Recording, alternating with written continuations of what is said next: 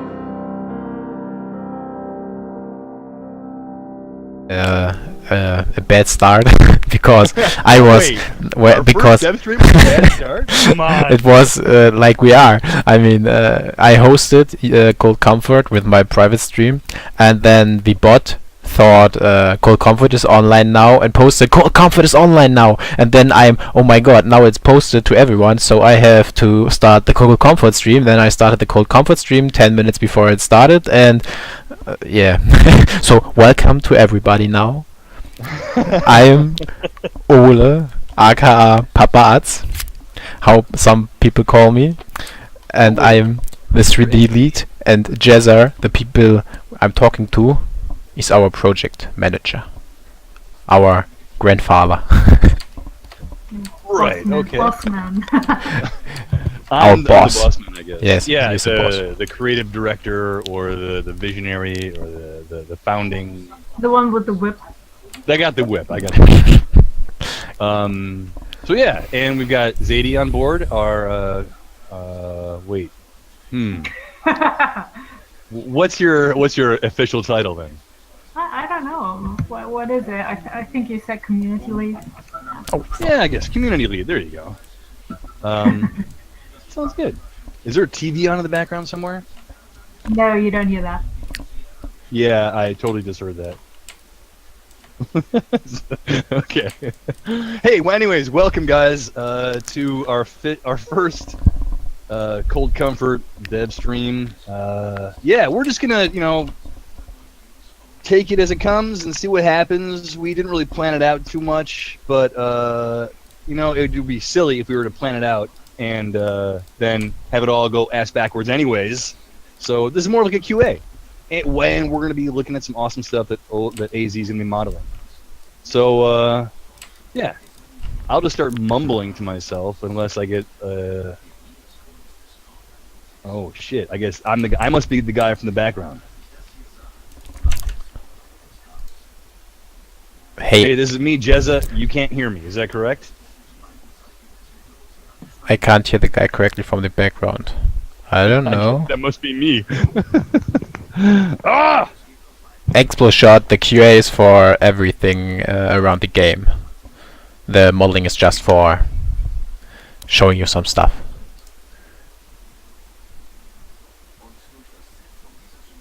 Okay, I have to make it even louder for you.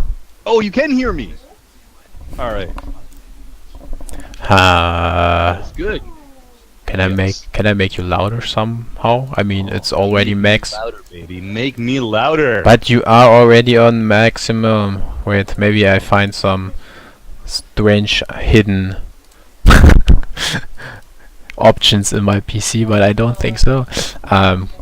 Can I make people louder and so in Discord? Oh, I can. Wait, talk again? Yeah, you can. No, but it's a Discord setting. Yeah. Oh, I think 1, 2, yeah, 3, 4, I think 5, 6. you are louder now. Not too much, Boom. but louder. I hope so. Did you do that on the other screens? I didn't see it. Yeah, of course on the other screen. Ah, okay, cool. I'm like, it's magic. How'd you do it? So yeah, everybody, this is our official stream, as I said for the 5th time, and basically, yeah, right-click on their name in Discord, and you can raise their volume. Yes. So apparently, I am loud enough.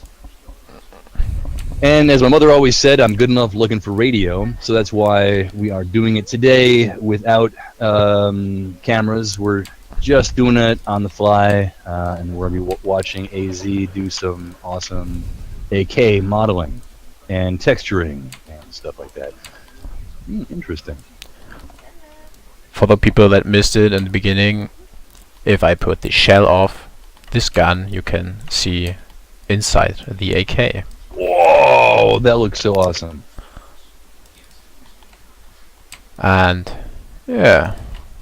Now, will that coil be translucent? Will we be able to see through it?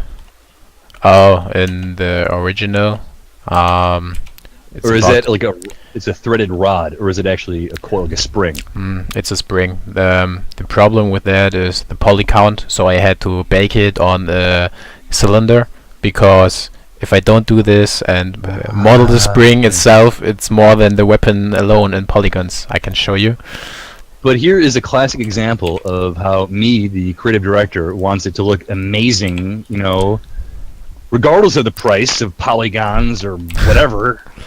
And then Ola says, well, if we do that, then we can only have one of those guns in the game, and we'll have 10 frames a second. So. Okay, now you can see Ooh. the spring. Oh, that looks sexy. And that looks awesome. Yeah, so I had to bake this down to a bigger cylinder. And I'm going to ask you anyways, just because my OCD just kind of kicked in a little bit. There's that little hump on the left-hand side. It's not like completely straight. What? It's just the spring itself. Yeah. Just to show that it's a spring, right? Oh. It's not like a coiled rod. Ah, I see. You know what I mean? That's a question. Yeah, it's supposed to be like that, right? Yes, it is. Okay, like wavy a little bit. Okay. Yeah, it is. You can see it here a little bit better. Yeah. I try to make it, because in reality it's like pretty yeah. I don't know, it's just hanging there around and waiting that someone pulls the trigger, so this hammer is pushing against this fire chamber, and one of these bullets is coming right out of you. Pew pew. And AZ, Ola, you're going to be doing the sound effects for the game too, right? Oh yeah, I know. Our sound effects will be awesome. Pew pew or ratatata. If anybody else wants to do any sound effects for the game, just let us know. We'll record you. Udo is gonna kill us. He's like, why do you tell everybody that? So yeah, another thing you're probably asking yourselves: who are these guys? What are they doing? Where are they from? There have been a few changes in the lineup with Cold Comfort. Our team 4 months ago. Yeah, 4 months. Yeah, 4 months ago consisted of me, one person, and over the course of the last 4 months, it's fluctuated from 1 to, I think we are 15 people now. There's been a few people that have come and gone in between, so I think we maxed out in the last 4 months at about 20. Oh yeah, those ads. Yeah, we're making loads of money on those ads. No, I have no idea. Other ads? All right. Sorry, I think it's just a normal Twitch thing, isn't it? Don't all Twitch videos have ads if you want to watch something? Anyways, so yeah, we have about 15 people on the crew right now, and yeah, we are from all over the place too. Like, as you can guess, Ola, he's from Zimbabwe. From his Yeah, of course no, I am. Yeah, no. He's German, obviously. Xaiydee's German as well. I'm an American. I'm an expat. I live in Germany. So it's a very... you wouldn't have guessed it, maybe. Maybe you would have. But I'd say about half the team is German or has German roots. The other half of the team is we've got an Italian. We've got a Portuguese. We've got some Brazilians. Brazil! What? I don't know. I just want to give the Brazilians a shout out. Because, Okay. we've got some Frenchies as well. So yeah, Frenchies. Baguette. So- we call him baguette. we call them baguette, which is not Yeah. racist at all, I'm sure. No, he likes that. He was Okay. actually asking for that. So, but another point is, I mean, don't get any misconceived, notions about Cold Comfort and the development. We're not this like super slick, like multi-billion-dollar operating hub. I mean, if you didn't guess it already. Well, I work for Bungie. Yeah, Of course. I work for EA, and I You do this in don't. my spare time. You're lying. Whatever. Basically, we're all spread out throughout the globe, and Cold Comfort is a remote project. None of us, not one of us, works together with somebody else, like physically in the same location. Which is its challenges, of course, being a remote project. But we do everything on Discord. We've got our own private Discord channel just for internal Cold Comfort stuff. Speaking of the Cold Comfort channel, the community channel, the one that Wiko said, Baguette mentioned, he said that we should change it to Cold Comfort Zone. The name of the Cold Comfort community should be Cold Comfort Zone. Which I thought it was hilarious. Welcome to the Cold Comfort Zone. So, yeah, so I'm just basically talking here. So, we will be firing it, yes. But it's got to look pretty first. That's the most important thing. So, next question. I will answer the next question regardless. Hit me. That's not a question, it's a statement. Next question. It's gonna be off. It's gonna be an off question. I know it. It's gonna get flagged. Too That's much. not Too a much. question either. That's a statement. Put it quite. Say it looks fun with a question mark. Yes. 2 + 2 = cake? Question mark. Yes. Can you show us something from the gameplay already? That is a very, very good question. The answer to that would be no. I didn't say I'd give you the answer that you wanted necessarily. I just say I would give you one. Listen, people. I know everyone wants it right now, and everyone's like saying, "When is it going to be released?" Listen, I'm going to say it again. 4 months ago, I was a solo dev. I've been working on this since January 2016. So I worked on it for over a year on my own, and then I've opened up the floodgates and got a bunch of other talented people to work on it with me. So you can imagine, the amount of things we've done in the last 4 months compared to what I did on my own in over a year, which is a heck of a lot. So, but we are not near completion at all. And as Confucius said, measure twice, cut once, or texture your AK twice and fire once. So we have definitely a lot of work. It's going to be a long road. We're totally stoked about it, and this is what we want to do. We want to make a good game, and good games take time. So, next question. When will it be released? That is kind of, you can tag that on to the answer that I just answered, kind of. I guess another valid question is, how long is a piece of string? You probably get the same answer. Oh, those bullets look so awesome. But yeah, I mean, we are shooting for it. All is dependent on a number of factors. Obviously, we are looking for new team members because the more people that we have on the team, the quicker we can produce things. But obviously, doing a remote project, by the seat of our pants, we don't want to reach a point of saturation where we have too many team members doing too many different things, and it becomes all very unorganized and discombobulated. It's almost better to have a smaller amount of team members to ensure that we're all focused and working together, because none of us have actually completed a AAA game before, believe it or not. I'm sure you can believe it. All of us are relatively new to this. Are we though? Well, except for Xaiydee, of course. No. I mean, we've all dabbled in things before and done other things. Yeah, those bullets do look sexy. So, next question. I've got sidetracked there. They like more sexy in the head of a zombie, I suppose. Something like a screenshot. Yeah, if you want to check out our screenshots, go to our website. Maybe Xaiydee can post that. Or she can also send, for those of you who have just joined us here on Twitch, or not aware of our Cold Comfort community Discord channel, maybe Xaiydee, our community manager, can post that as well, so you guys can take a look at it.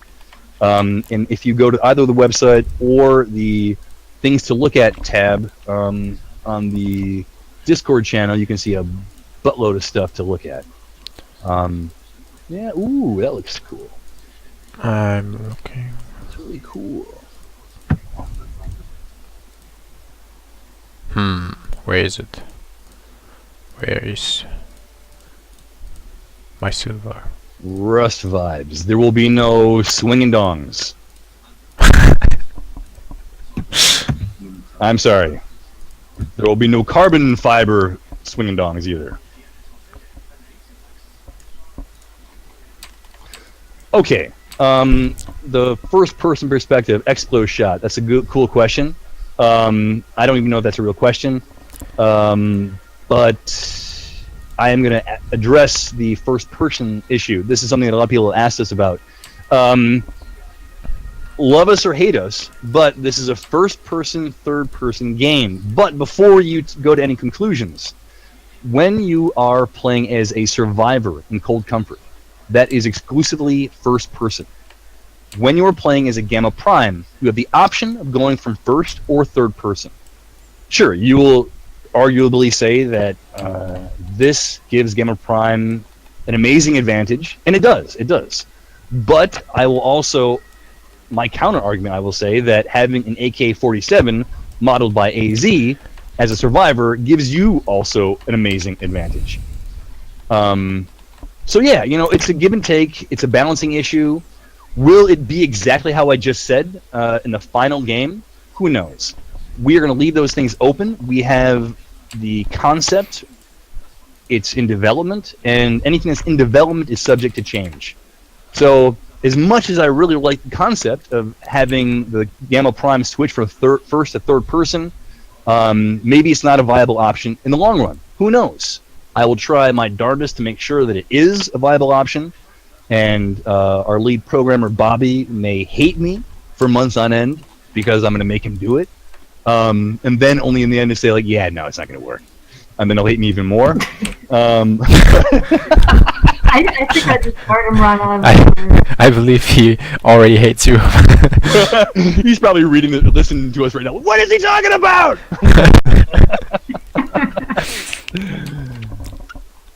Longer donger. No longer dongers. Yes, first person and third person will be toggleable as a Gamma Prime.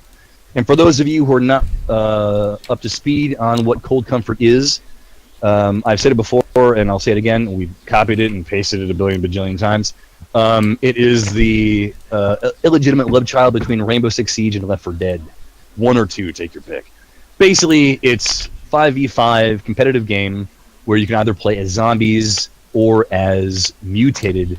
no, that's not right. You can play as either survivors or mutated zombies.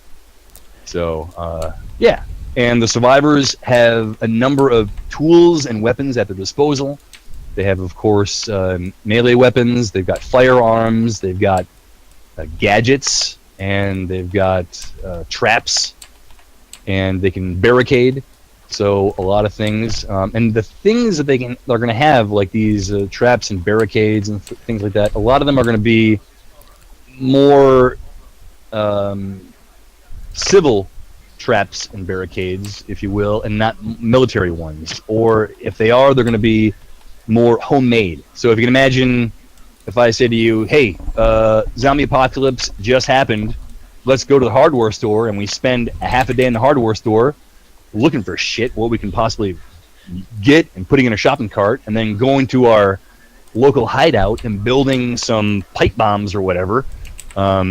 Yeah, that's what you get. So, pan's best weapon. Everyone wants a frying pan. Well, it's I know, it's a classic thing. no, I think it's related to the PlayerUnknown's Battleground. You Well, can it's you can I use. think it's Team coming Fortress. from Team Fortress, yeah. Oh, seriously? There's also something like that. Okay, I see. The pen is You're all. too young Say, for like, that, I think. People be like, "Oh my god, It's oh, I what? copied it from Player's Battleground." Yeah, I mean, I've had it for the longest time. I- I've had it for no. a month. I mean, if we be honest, World of Warcraft was the first MMO. Yeah, you can build something to survive longer. Oh yeah, so here's another thing. What is perhaps not necessarily clear. Cold Comfort works with a dynamic day-night cycle. So basically, I'm just gonna keep on mumbling until someone stops me, and I'm probably not gonna be reading the chat comments. Xaiydee, interrupt me if you find a cool question. So basically, Right. we'll start from the beginning. It's dusk, okay, and we'll say, just for argument's sake, you're starting off as a Gamma Prime. As a Gamma Prime, and the team of the Gamma Primes, you start off not as a Gamma Prime. Why, you may ask? The answer is you start off as a rat. So, in the same token that in Rainbow Six Siege, if you are an attacker, you have access to a drone, which you can utilize to look at the area and see where your enemies are, see where their possible VIP is, and things like that. In the same token, as a Gamma Prime, you have the option to use. It's actually not an option. It's what you do. You are the rat, and use the rat to search for things, whether it be the location of the survivors, whether it be the location of the survivor AIs or the survivor AI VIPs, and seeing what they're doing and where they're going. Not only that, but as a rat, it is your prerogative, your main prerogative, is to infect as many people as you possibly can. Now, as a rat, you can infect not only a corpse, but also a survivor. Not only a survivor AI, but also a playable survivor, but also a playable survivor AI VIP. A lot of acronyms here. Now, the infection rate varies.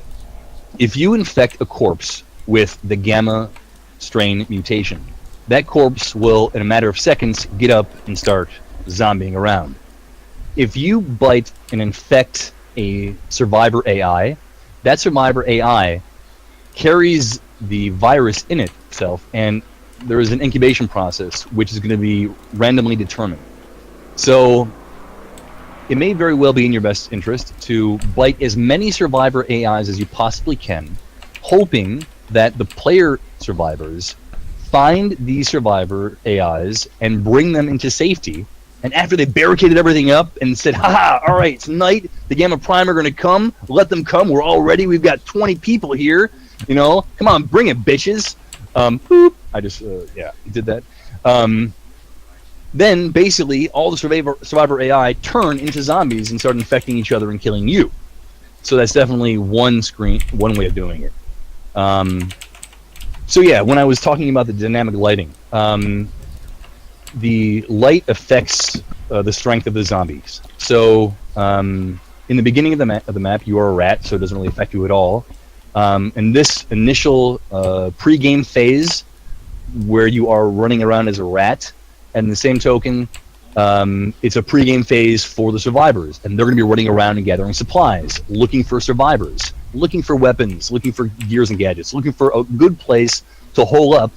Because when it's dark, you do not want to be outside in the streets. That's the last place you want to be. Because that's when the Gamma Prime and the zombies are very, very strong. You want to be in a nice, secure place with enough building supplies to continue barricading, with enough ammunition, with enough guns, and with enough health supplies.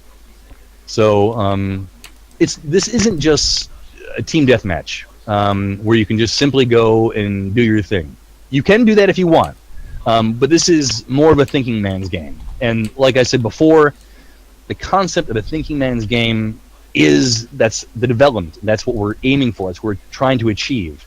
If we find out throughout the alpha, the closed alpha, the open alpha, the beta, that people just want to like kill shit, you know, then they can go play a different game. No, I don't know. We'll have to change things around, of course.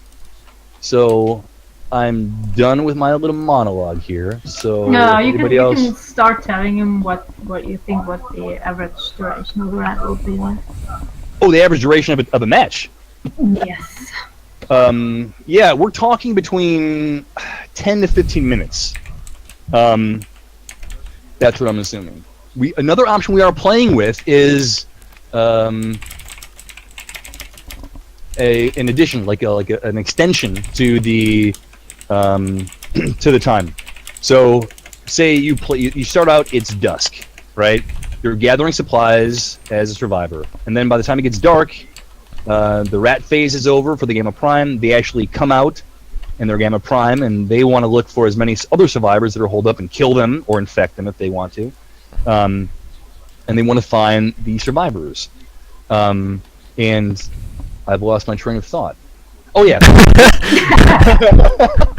So let's just say there's a stalemate. You know, a stalemate saying, like, maybe they killed one survivor. Shit, that sucks. You know, maybe 2 Gamma Primes are dead, but, you know, there's still people alive in each team. The sun comes up again next day. People are alive. So is it fair to end the game that way? Did the survivors win only for the simple fact that they survived? Or is it a complete elimination? These are options that we're toying with, that we're trying out. Are they going to be game-breaking or not? Is it going to be fun? You know, it'd be like day 47 of the siege of the movie theater. The survivors are still there. I mean, you do have to draw the line somewhere. You know, having an unlimited time frame for a game would be kind of silly. Although, who knows? Maybe that's the competitive version of the game. The ultra competitive. That's what the Koreans are going to end up playing, like, in 5 years. He was saying red, not red. The rat. The rat. The on the floor crawling thing.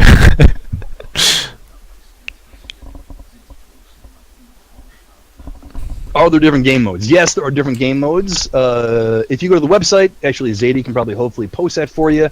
That was like, Oh, get out of my head. There's a link to what we have in mind right now. Oh, my favorite one is the infection. I can't wait to do that. And I was talking to somebody, they're like, but if you knew you were infected, why would you, like, wait until you were completely infected and then kill your friends? Because they're your friends, right? Why would you do that? And I'm like, number one, it's a game. Number two, if you did that, it would be super, super boring. Be like, hey, Bob. Yeah, it's me, Larry. I'm infected. So why don't you just kill me so the game's over with? So basically, I lost. You won. But, yeah, at least you won. No, where's the fun in that? And I also think I'm looking at it from a story perspective. I'm looking at it from the perspective of a person who has freshly been infected. Sure, they're your friends, right? But it's kind of like I'm looking at like AZ. He's in front of me, right? And I see him. He's got long hair and stuff like that. He's like this hip hop dude, and all of a sudden, like he turns into like a hot dog, briefly. You know what I mean? It's not, and then you're like, what the fuck? He's not. I'm not saying that it's really going to happen. I'm just saying, like, from an emotional perspective, like. You view him as a friend, and then you view him as food. So it's a clear thing. And then you are torn. I'm just trying to rationalize the logic behind that game. So, and I have no idea if I'm doing a good job or not. So we'll find out. Yes, reverse game logic. Reverse game logic. I've missed the connection here. Send me questions. I think he was more talking about something you said there. So, somebody shoot me out a question, I'll answer it. How many phases verts? Oh god, go for that. Yeah. Let me take a small break so I can drink something and actually breathe. So, if you can actually feel the question or two, that would be awesome. The gun with the inside, so everything you can see here, plus the inside you can see here, have, I think it was 50,500 or something like that. So everything is in the green area of Polygon City.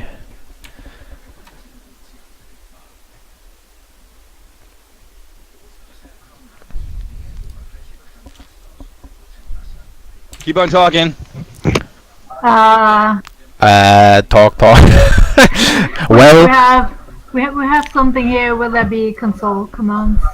So Bobby, maybe, I don't know. Is that something for you? from my side, I'm just looking for alpha of mine to add here some scratchy. So I'm not AFK, I'm just hopping on the other screen here and showing you this is my alpha library where I take stuff from and make awesome stuff for you.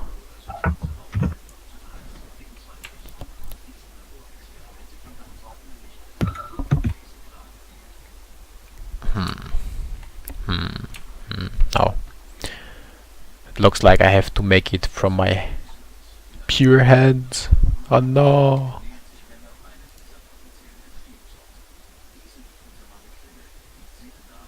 There you go. I just posted on the Twitter. The Twitter with the people that were doing it on Twitter. Yeah, I'm Ice Grenade. I'm just adding. I'm trying to add normals my now. good friend Ice Grenade, how are you doing, my friend? Good to hear you. Do you have a question for us? We answer your question, you give question, we give answer. Very good. Bye-bye. What is question?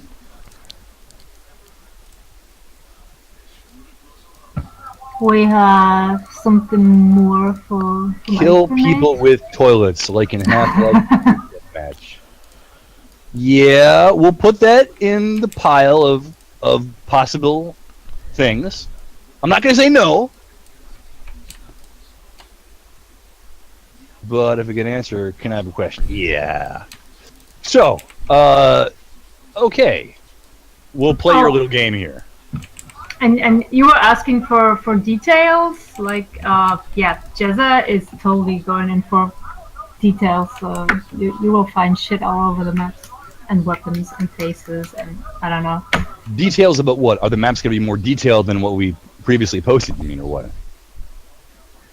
He was looking at stuff like fake engravings and stuff like that. So Engravings.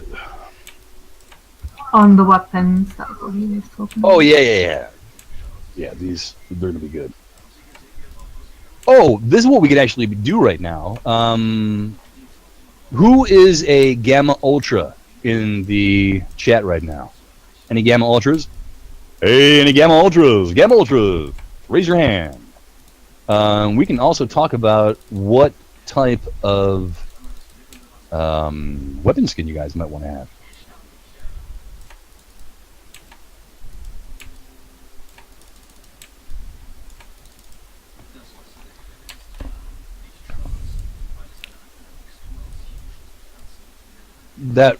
That was the answer, and the question is, oh, right, okay. Max Christensen, okay, straight up question. Yes, we are planning on doing a Kickstarter. Yes, we are. When that's going to happen, it's probably looking like it's going to be this fall. So, yeah. What? Yeah, a Kickstarter. It's just like little tiny website. I don't know. Maybe you haven't heard of it, where people like do things and they get money for doing those things. Just turning on 4K textures. Pitsy is rumbling. Whoop. Why Kickstarter and not an Eon Steam? That's a very good question, Explodeshot. Explodeshot. So basically, here's the skinny. Right now, we're doing this. I'm just going to be transparent with you guys, basically. Basically, we've got no funding for the game. It comes out of my pocket and everybody else's time and effort. So, and my pockets are not deep. And I'm actually surprised that we've gotten this far on my poultry, my poultry amount of money that I've invested into it. So yeah, we've gotten to a point where if we want to get to the next hurdle and reach the next milestone, we're going to need some solid investment. And whether that's from private investors or from Kickstarter or from a publisher, those are definitely viable options. But even if you do Kickstarter, doesn't mean you don't need a publisher, or that you even if you do Kickstarter, doesn't mean you can't have a publisher. But going back to your early access question, that's one way of doing it, where people can actually buy the early access version of the game.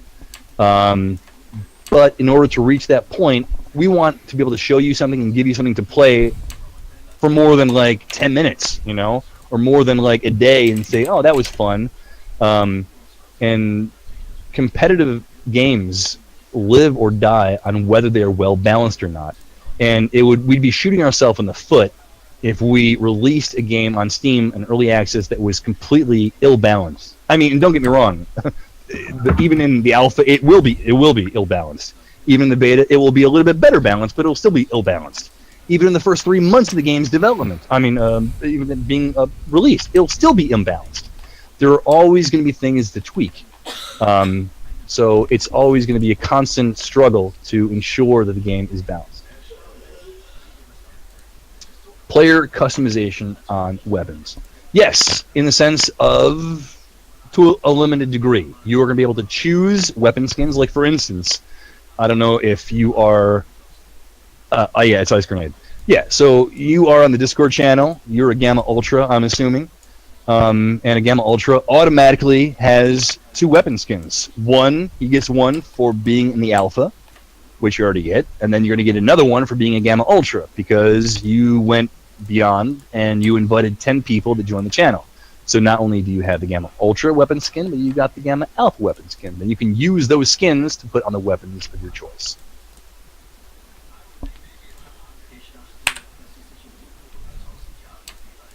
Variants for each gun, like different wood grains and scratches. Randomized is just a thought. Cool if not. Oh, so like my AK looks different than your AK.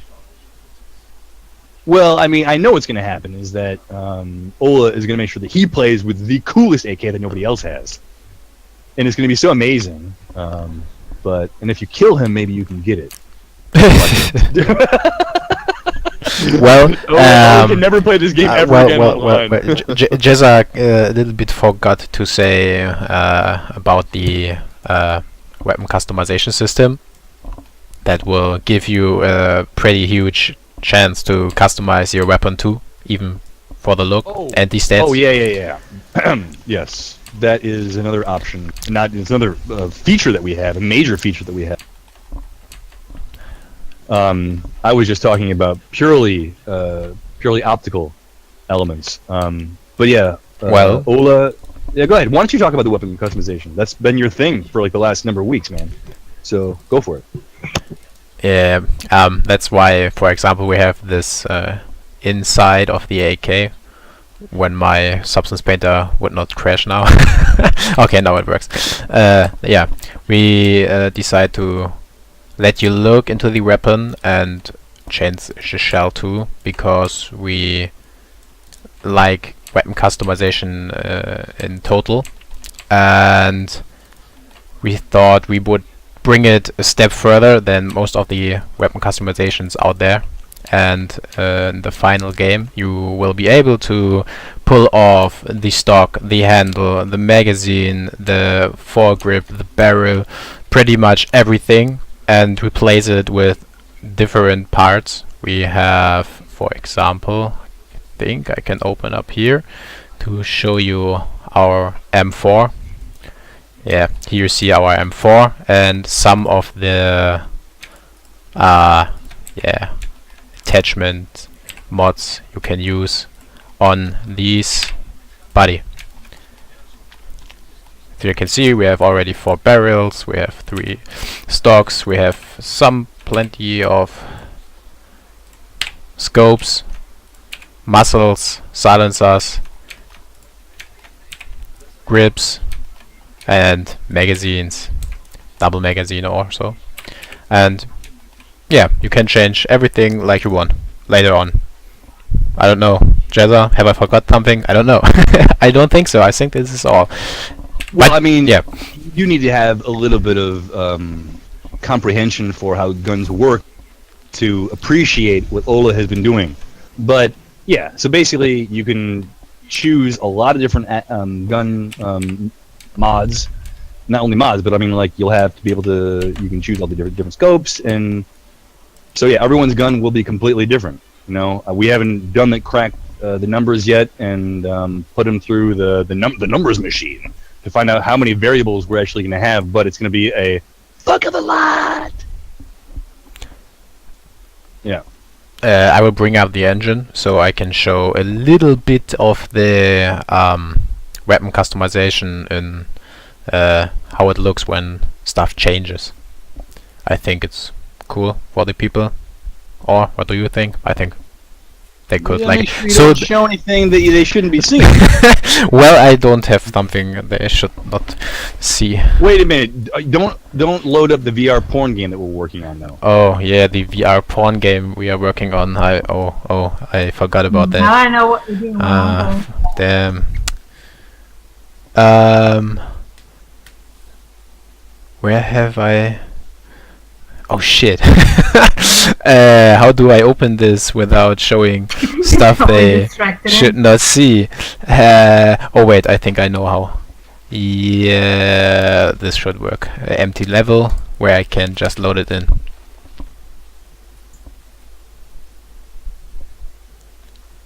Raged asked why your voice sounds so familiar. What do you want me to do? Raged, but Muffin asked you why your voice sounds so familiar. The way you said that, I thought you said like female something, and I'm like, my voice sounds like a female. What? Okay. Why does my voice sound so familiar? Yeah, I'm a voiceover actor by trade, so the transparency. I'm getting confused here. I can't multitask. I think because yeah, we don't show wait, them the VR porn we are working on. I think. Oh yeah, that's what he's talking about. Okay, Yeah. I'm assuming that's a joke. There, It's- the transparency. yeah. Yes, it was a joke. We're not working on any other game. This is a game we're working on. Maybe it was in bad taste, a joke, whatever. Deal with it. The next project is called My Project. As you can see on the screen. Yeah, it's about myself. How awesome I am. Yeah. No, Rage Muffin. The funny thing is, I actually, every dev. If you ever listen to any game dev, they'd be like, any interview, they're like, why did you become a game dev? And everyone's be like, well, when I was 2 years old, my parents bought me my first console, and I've been playing computer games since then. And that's why my game is going to be even better than anybody else's. Which is like complete bullshit because, I mean, who hasn't been gaming since they were 2 years old? Or whenever. I started when I was 1. Yeah, whatever. Like, I was like 3 months old. I mean, whatever, loser. Come for the VR and stay for My Project. If this game gets big like CS:GO, will there be a sequel or just tons of updates? Oh, well, we're planning to sell it. We're going to sell out big time. I have no idea. Who knows, dude? It's like, look, we're a bunch of people that are talented and are able to work together, which then that in of itself it should be enough. And we're really, really enjoying working on this and developing a game and making it hopefully to be a game that we personally as devs really, really want to play. So that's not answering your question at all. That's called deflecting. So, next question.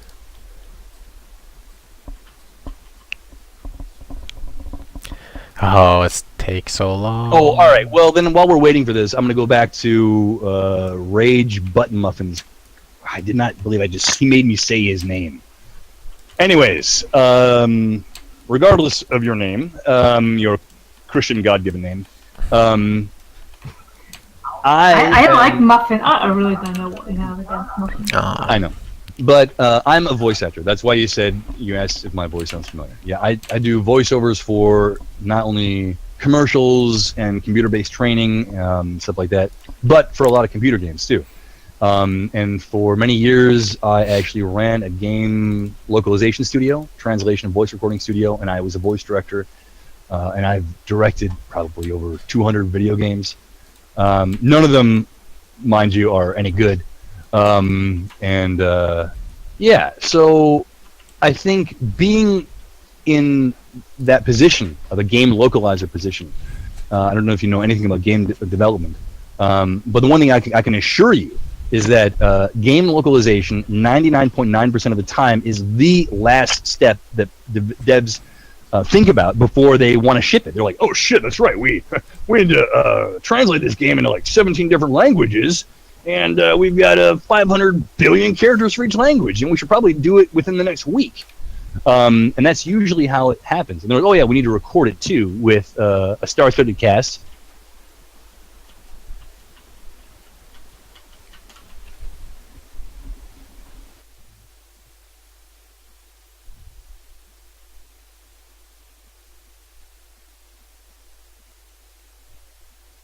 And so many, and you look at the actors in other games, and they're like, well, or in other productions and films and stuff, and you're like, well, they're solid actors, but obviously giving actors enough background information, making sure that your scripts are tight, making sure if you're doing it in Portuguese, that the Portuguese translator knows what he's doing and has enough background information, has a working version of the game, and has a good PM, project manager, to ask questions to, what does this stuff mean? Localization is one of the most important things. And when I say about localization, I don't just mean translating it and doing the voiceover in other language. I'm also mean doing the localized version, which in our case, obviously the main version is going to be English. And it's essential to make sure that those things are taken care of. And so, this very well could come back to bite me in the ass, but I certainly hope not, due to my experience in the game localization business. But that's why I want our translation into other languages, and I also want the English version, the voiceovers, to be tip-top, to be top-notch. So yeah, that's my perspective on the quality issue. What games commercials might I have heard you in? Well, let me see. I had a commercial running for Mercedes CLS in the States. What else did I have? Wasn't there something with hair stuff? Yeah, the funny thing, I do all these hair care products, but I'm fucking bald. Like some marketing person's like, this person's voice sounds amazing for hair care products, So, yeah, what else have I done? I don't know. I directed the Game of Thrones RPG.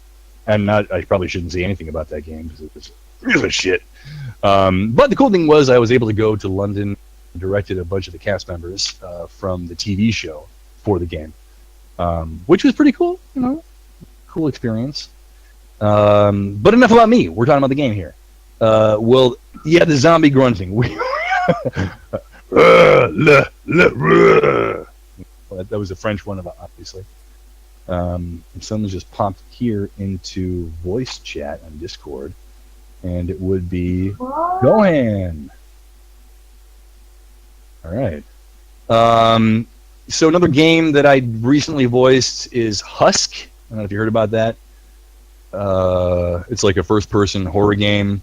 I also did a bunch of work for Turning Point: Fall of Liberty that came out a few years ago. I did a lot of commercials for Cities XL. I did a lot of voiceover work for Brothers in Arms 2 Global Front. I did, shit like that. Yeah, I was just waiting till he finished his sentence. He had a question up there. Sure, yeah. Let me stop mumbling and answer. Let me answer a question. He was asking about central dedicated servers or. Yeah. Oh, that's a very, very good question. Gohan, are you there? Gohan, can you unmute yourself? Is it possible? Can you talk about the servers? Our back-end tech lead is on board. He's here, but he's not answering. Maybe he's muted. He is actually muted. All right, so we'll have to put that. Oh, there you go. He's answering you in the chat there. All right, cool.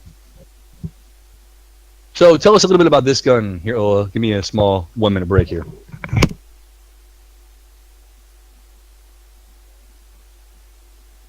Ola?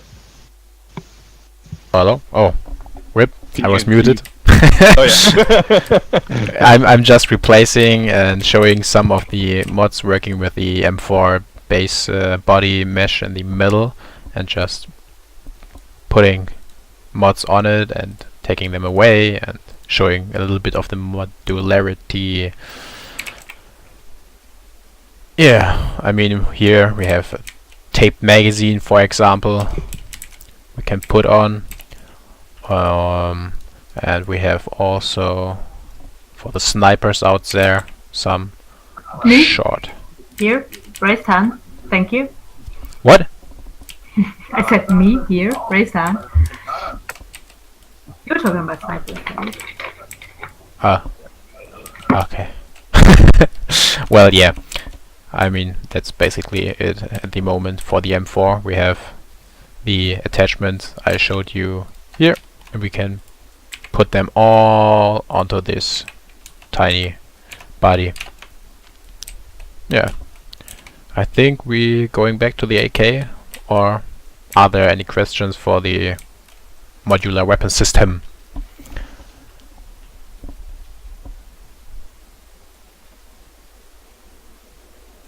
Yeah, we have also a red dot, but I think I failed when importing at the moment. I would have to re-import the red dot because I think I pressed the wrong button. Yeah, wait, I can show you the red dot. Red dot.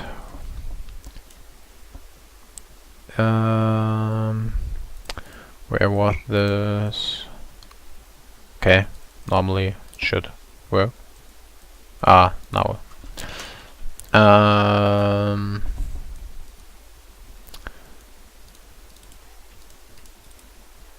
Red dot. There you go. Well, it's one of our red dots.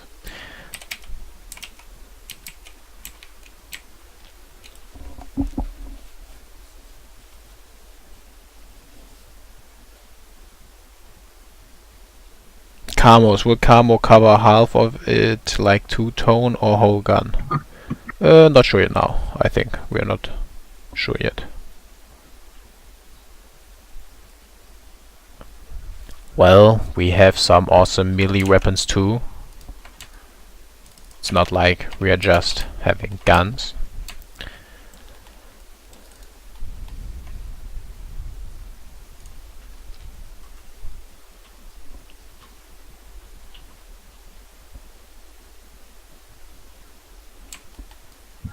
Yeah, talking about the maps. You see that one? We have small maps or big open maps. Yeah, good question about the maps. Right now, I'm not gonna say too much about the maps, except for the first map that you are going to be playing on. The alpha is called Seneca. That's the name of the map, and it is in upstate New York, and it is a small city, medium-sized town, and it is a medium-sized map. There will be smaller maps and there will be bigger maps. So, yeah, there will be ample space for sniping, definitely. Okay, this can take a little bit now. I'm saving. Saving takes a little bit.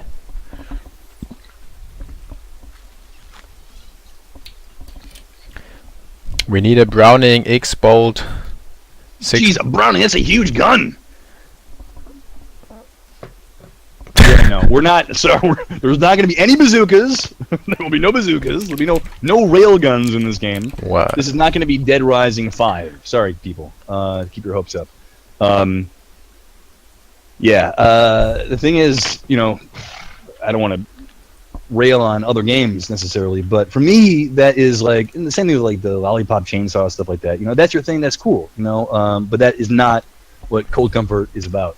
If anything, Cold Comfort this may sound odd initially when I say it, but Cold Comfort, where less is more. I just thought about Ola's weapon customizations when I said less is more, and I realized that's kind of over the top because it's a pretty hardcore weapon customization system.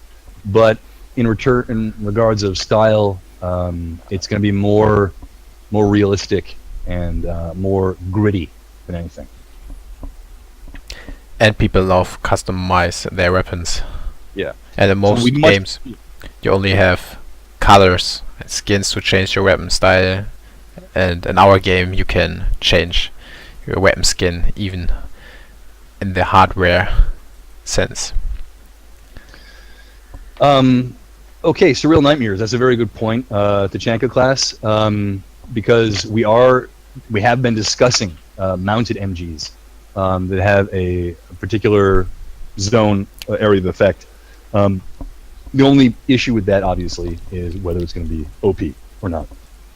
And there are ways around that, of course. Another thing is, with all these weapons, you guys are going to hate us, but I'm going to tell you this right now, is Cold Comfort will give you the ability to make the most beautiful weapon of your choice, and will give you initially some ammo for that weapon, but any further ammo that you're going to find is going to be very, very scarce.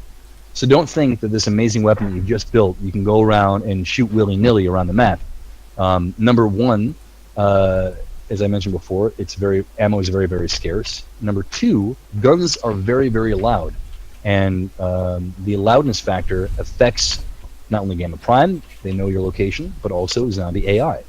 So it's kind of like a last resort. It's kind of like, sure, if you really want to use that new AK that Ola made, and you want to use your new Gamma Ultra weapon skin, sure, go for it, and use all three clips that you have. Yes. And maybe you probably will end up putting Brute down, or Arachna, or Pug. And maybe you'll take out a good 10, 15 zombie AI. But is that what you want? Is that the final goal? Is it going to be worth it? Is that a sacrifice that you're willing to make for your team? Because Cold Comfort is about team play. It's about working together.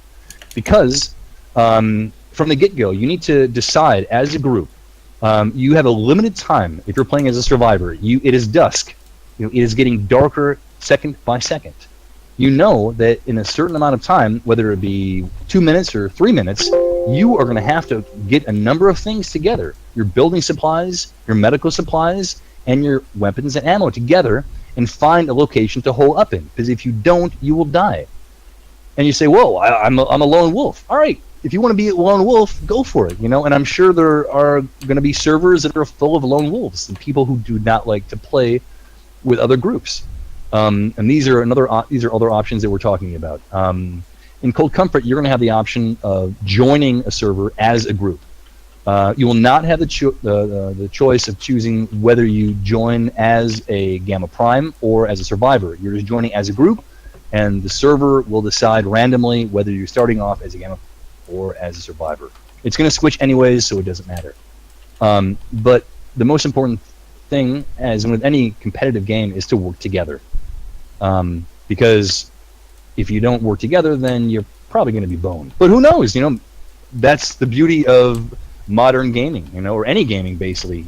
People are going to try to break the system and gank it, and optimize it.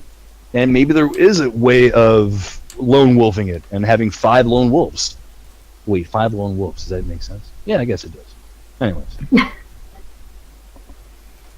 Yeah, Kill the Bourgeoisie. This game is about, it's a classic class struggle game, if you think about it, because, from a story mode perspective at least, because basically there is the Gamma strain, which is a virus that has killed millions and millions of people.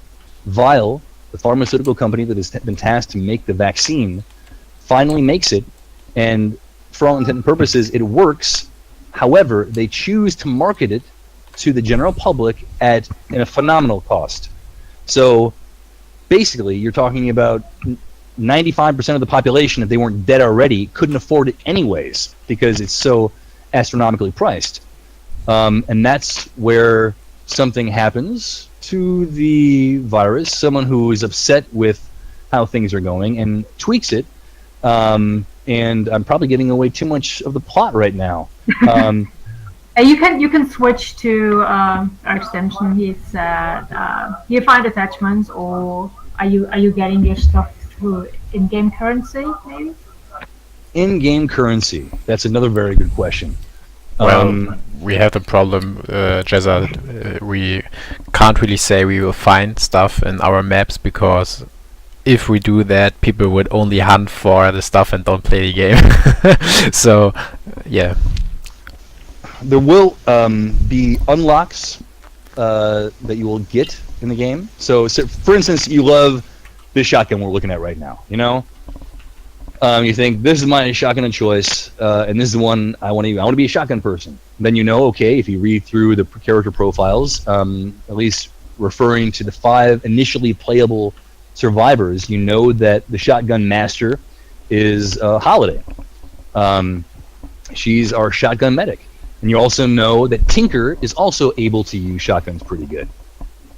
So you think, okay, I'll choose one of these characters, and I'm going to see if I can find mods for these weapons. These mods are not going to be found, per se, in the map. You will be unlocking them through your actions. And those actions are not going to be necessarily purely in-game. There are going to be other actions as well. Eventually, we're going to be having you will be having your own profile on the Cold Comfort website, which will be linked to your Steam profile, so you'll be able to know exactly how many zombies you've killed, or how many people you've infected as a game of Prime. You'll have different currencies, which we are working on right now, and you'll be able to compare all the meta information about your gameplay style and your resources and your mods and attachments that you have and your experience, and you can compare it to all your friends as well. No, you can switch class at the beginning of every round, or before every round starts. We had a question: what the survivor NPCs? How would they behave? Like, would they be also neutral, so here's friendly? The thing. Whatever? There are two right now. There are 2 different classes of survivor NPCs. There are normal survivor AI, which are meek in nature. Now, these are just, if you can imagine, you as a player character, you are embodying one of the 5 survivors, and you are a hero for all intent and purposes. And the survivors, normal survivors, are just normal people trying to fucking survive. Hence the name Survivor. And they're just caught in this shitstorm called the zombie apocalypse, called AKA Cold Comfort. Now, these people will do one of a few things. They will probably run, they will hide, and they will probably, if you ask them to do things, do them. Every playable character has a certain amount of has a skill that allows them to talk to survivors and has a certain authority. So, say for instance, you're Nox. Nox's authority level is pretty goddamn high. So if Nox says, "Hey, I want you to come with me," you're gonna think, "Fuck, this guy's got a very authoritarian voice. He seems to know what he's fucking doing. He's a big black guy, and I'm gonna follow him." And then if somebody else says, maybe Tinker says, "Hey, why don't you come with me?" You think, this guy looks a bit shady, and maybe you'll do it at first, but first sign of maybe a zombie, they may turn around. So the other point I wanted to mention is the VIPs. The Survivor VIPs are very important people. So they differentiate themselves as opposed to normal survivors in the sense that they're a little bit more together, and they are not bland NPCs in that regard. They have character, they'll be voiced, and they'll have skills as well to bring into your group. So, for instance, you may find a virologist who would be in the healing class. So, if you bring this virologist back to your base or the location that you've chosen to shack up in to barricade, this virologist will give you and the rest of the people on your team a particular bonus. That bonus may be, for instance, that every person who comes into the barricaded location will be automatically scanned for infection, which would be really, really good to have. Because, as we mentioned before, one of the things that the Gamma Prime rats will be doing is going around infecting survivors. And basically, they're ticking time bombs then. Who knows when they're going to turn into a zombie? And that's a huge risk that you're going to be having as a normal survivor. Okay, does this person have the virus or not? And sure, if you have the medic on your team, Holiday, she can do a test. That test, however, takes 20 seconds to do, as opposed to having the virologist, VIP, on your team who automatically does it. So it's in your best interest to get as many Survivor AI and Survivor AI VIPs in your safe house as possible. So I need to breathe here for a second. Any other questions? No, our extension just said goodnight. Yeah. After he I'm kind of complaining about the Vector. I don't know why. No, he was saying he comes now because he saw the Vector. Yeah, that Vector is sexy. Oh no, Explo was complaining. Oh yeah, he said. Someone was complaining. About me bantering? My banter? No. No, about the Vector. No, he said, why is Vector in every game? Oh, that's And Why is before, Vector in every game? and before he said, oh yeah, the Vector makes me wanna come. Okay. And now he's going to take a shower, so I'm not sure what to think about it. I kind of have a feeling that this is connected. Yeah, I was a little bit confused in the first place too, because he wrote it a little bit strange.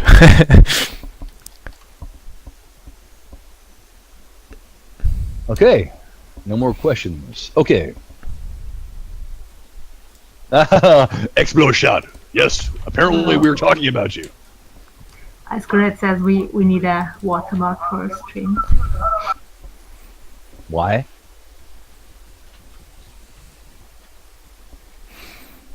So, what another are we dev showing doesn't now? Say, you wanted to show the animations? Is there something you wanted to show? Animations? We have animations? I thought you said you were gonna animate something. Well, yeah, no. Or is that too long? I was about to say, I don't think that we wanted to do that today. It's not the whole animation. It's more like, It might be too boring then. yeah, putting bones in, and then you would just see something like these bang, bang, bang, bang, you know.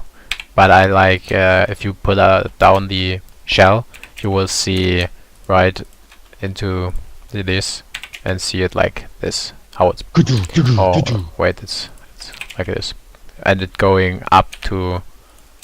Oh wait, it's like, yeah, going straight to this position on the AK completely. Wait, do the sound effects when you do it.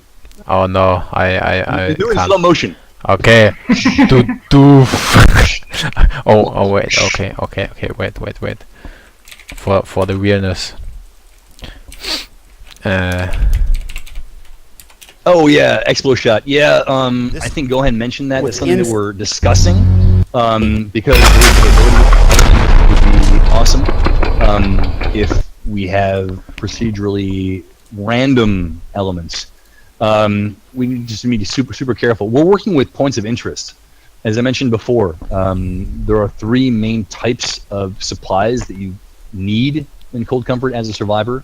Those being building supplies, which are found in, at least in the Seneca map, the Alpha map, in the hardware store. There's also medical supplies, which are found in two locations in the Alpha map, being the doctor's office and the hospital. But you probably don't want to go to the hospital because that is where that's the spawn point of the Gamma Primes. So you can go there and get some medical supplies if you want, but it might be kind of dangerous. And that's where our other zombies are.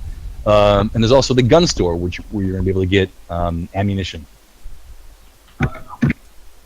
So yeah. So the idea is being able to randomize the location of these points of interest.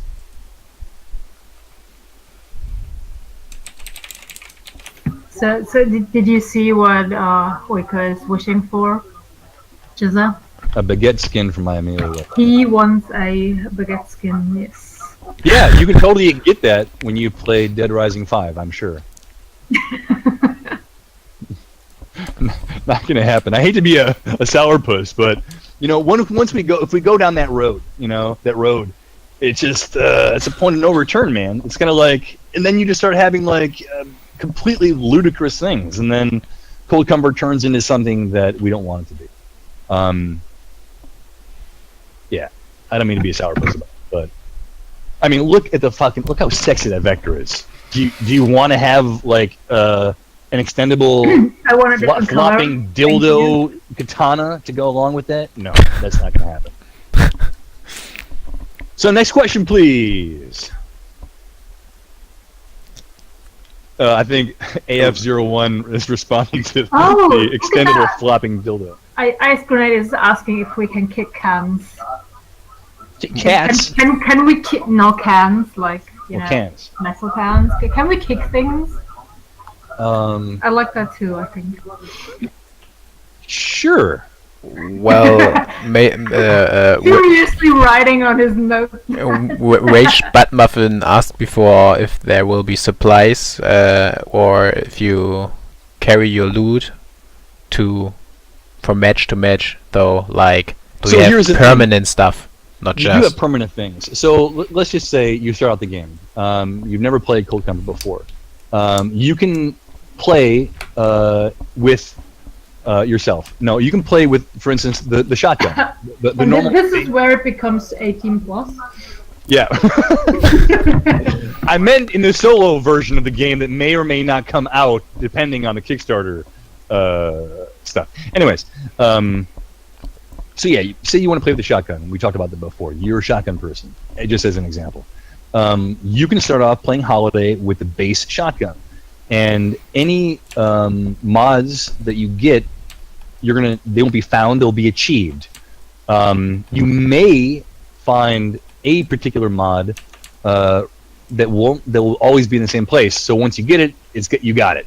And so, because what we do want to prevent is what Xaiydee said before, is that people just running around on the map and just searching for randomly placed mods. And that's not going to happen, because it's not about collecting shit. It's about getting those achievements, obviously, but playing together cohesively as a team. So one option is to have certain things located on the map. So once you get it, you always got it, and it won't be there again for you. But most of it is going to be unlockable mods. Yeah. And we wasn't sure about character skins like clothing at this moment, right? We're not going to discuss that right now. That's Yeah. something that we are. Yeah, I feel uncomfortable discussing that right now. Can we move on, please?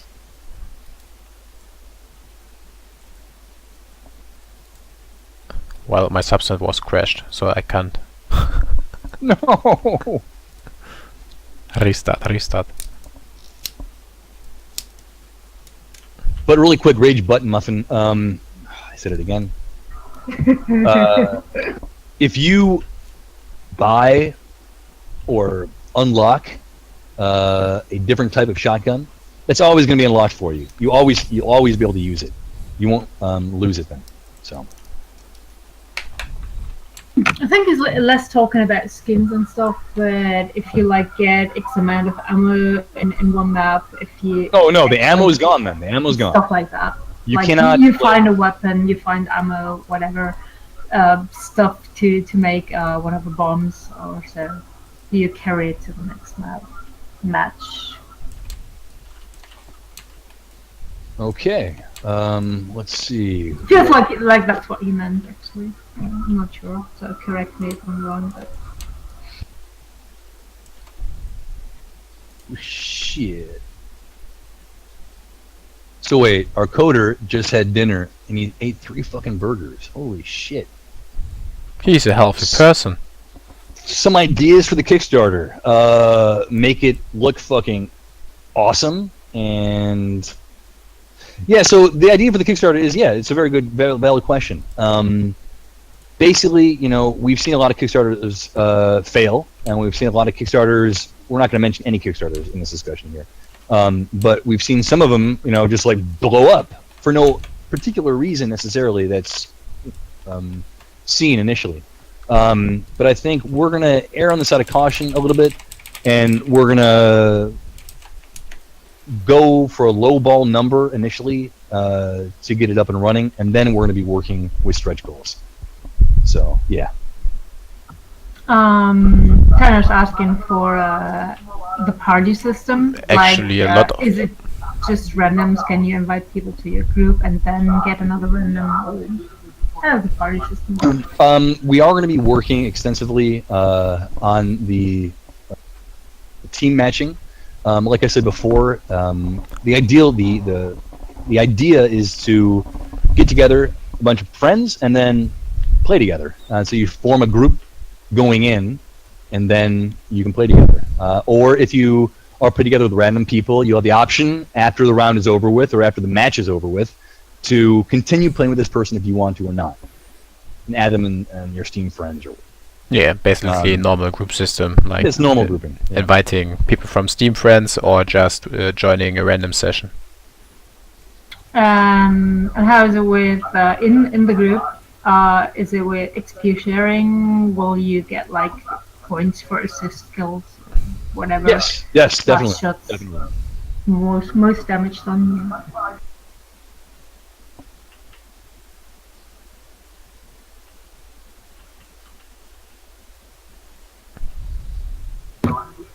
I see here and there some parts, but not exact things. Okay, there's a map, but what about the major features you called at the beginning? I don't know. Is that a question? I'm not sure what he wants to see now. I think he wants to see gameplay or something. I'm not sure.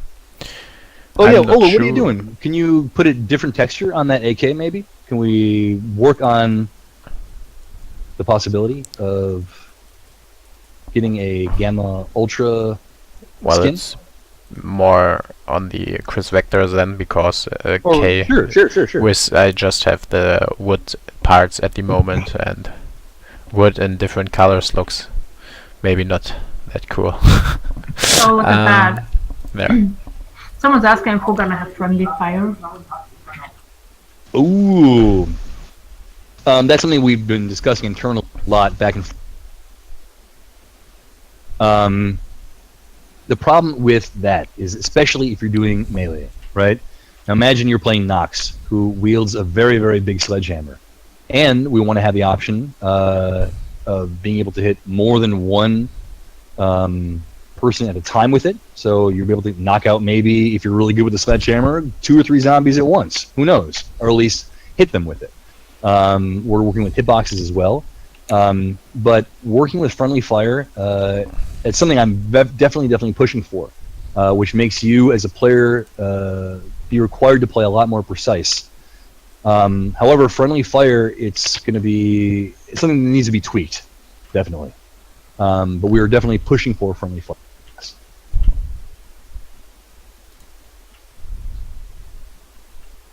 The part that was a question. What about the major features you called at the beginning? Major features of Cold Comfort or the map? I mean, is Exploshot in our Discord? If not, he probably didn't saw our things to look at stuff. And I mean, there's a lot, like the red system already. You can see some Gamma Prime, some gunplay. I mean, there's a lot to see at, and probably he just is not in the Discord channel. Maybe, I don't know. Yeah, somebody sent him the Discord channel. He is, okay. Oh, he is, alright. So, yeah, I'm a little bit confused. confused. Explosion, I mean, don't have any illusion here. This game is far from being done. This is, like I said before, as you know, this is our first dev stream ever. 4 months ago, I was a sole developer on this, and we're not doing it by the seat of our pants. Yeah, we are, to a certain degree. But we're not in a position right now where we can show you one of the complete maps, because I am a major proponent of, if I'm going to show you something publicly, to make sure that it looks fucking slick, there are things that I've posted and other people have posted on our Discord channel, which is kind of like a, a quasi. That is a public forum, obviously, but we are showing you development things. If you're looking for maps in order to study maps and the structure, those aren't going to be ready for. Sorry, buddy. Because we're going to be doing some internal game testing before we even show those to people.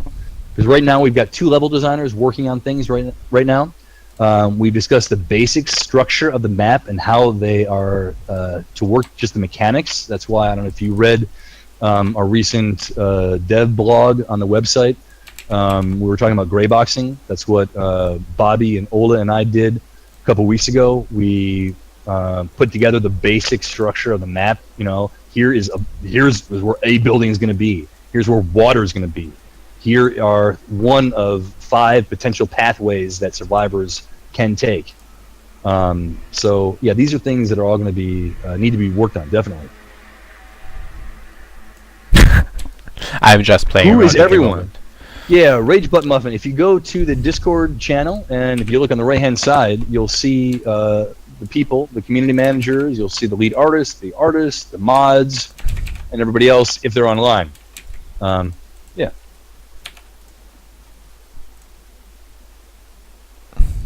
It's important but default humans work most on first impressions, so it's important to have it looking mint before you show too much. So yeah, man, support your decision, of course. Okay. If you want to see some special skins or Yeah, there's something, me just talking the whole. tell me what you want to see.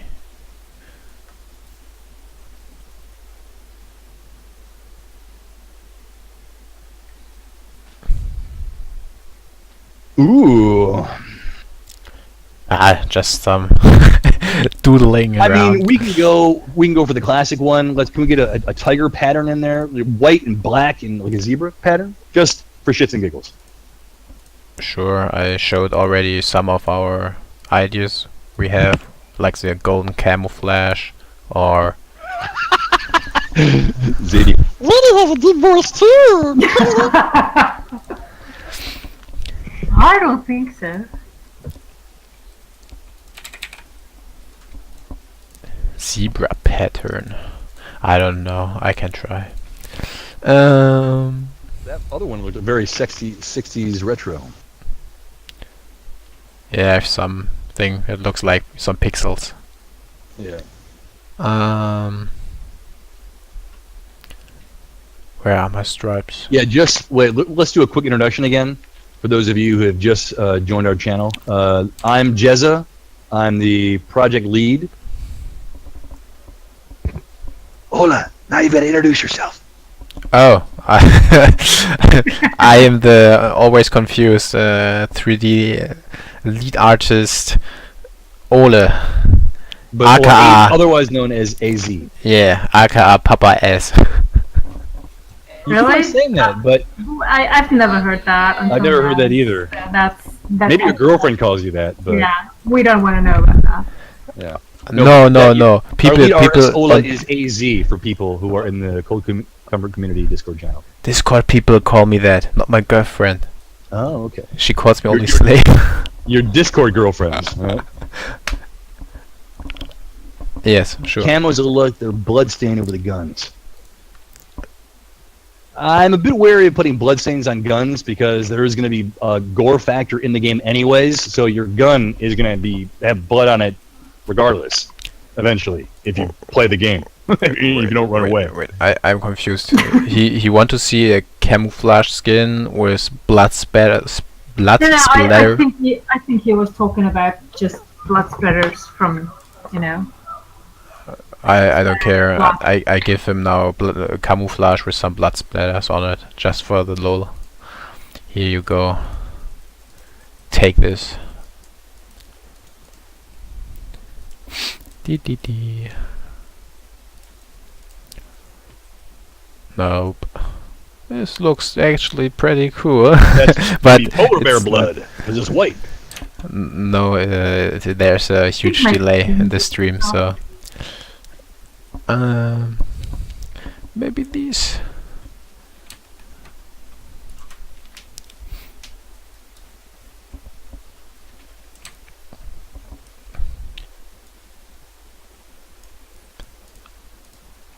takes a beat. And now some. Oh, I like that. Oh, I like that. Ooh, I like that. I like that. I like that. I do like that too. Can I have that? Thank you. Here you got some bloody fingers on it. Oh wait, makes more sense here. Ah, it's too big, Ooh. too big. I mean, this is nothing serious, of course. Just some How many people blood. are there in total working on the game right now? There are 15 people. Some blood. Take this. You want more blood?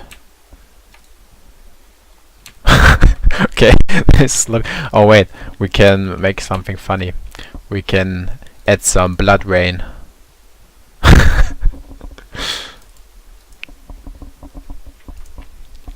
Next question, please.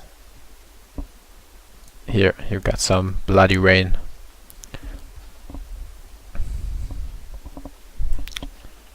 No, I don't know. Don't overdo it.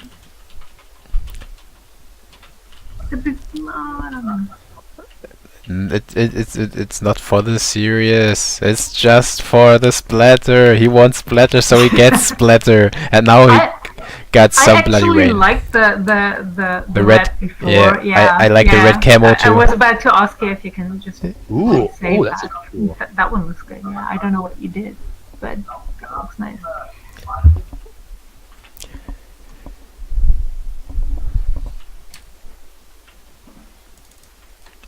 What programs are you using for the game?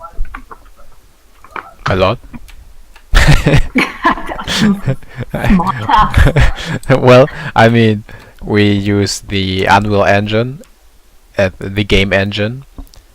I'm as the 3D artist using Blender and Substance Painter and Substance Designer, and yeah, the other artists, I don't know what they're using. They're using all different programs. We don't have one. Oh, that looks sexy. There's too many like letters in there, though. Oh, and It's like a crossword puzzle. and Jezza still works with pens and paper. Dude, oh, I'm an old man. What do you want from me? Can you please? There's nothing to say against pen and paper stuff. What? He was like saying it as if he doesn't like pen and paper things. I love pen and paper games, so Oh, good. yeah. I don't know, but I like these strange looking pattern for some Yeah. reason. I don't like it. Okay, you don't like it, then you take this. No. This You looks had an more. awesome one before. I don't know, like 3 versions ago. Yeah, he It was just the red camo, you know. Oh. Yeah, I like the red and black camo. Yeah, it's easy to copy. I'm just doodling around, showing some stuff. I mean, this is something for the women. Oh, Explo Some shot. That's a curvy. very, very good question. Good comment, actually. Pen and paper. The funny thing is, as a game developer, I'm sure I'm not the only game developer who's actually mentioned this. Doubt. But I come from a very, very strong role-playing background, and I started, playing D&D when I was like 8, and I got into Cyberpunk when I was like 12 or something like that. I had my first campaign with kids in the neighborhood when I was like 10, the D&D campaign, where I was the dungeon master, and it's an awesome parallel being a game developer and having that background, because basically, as a dungeon master, you have all these tools, the tools of your imagination, and basically it's the same thing, and that's why I worked on Cold Comfort for such a long time before I was confident enough to bring other people into the project and say, hey, I have something worthy of your time, because the game design document, it's like 44 pages long. It's insane. Yeah. Anyways, I'm mumbling again. Pew pew, some laser. Oh man.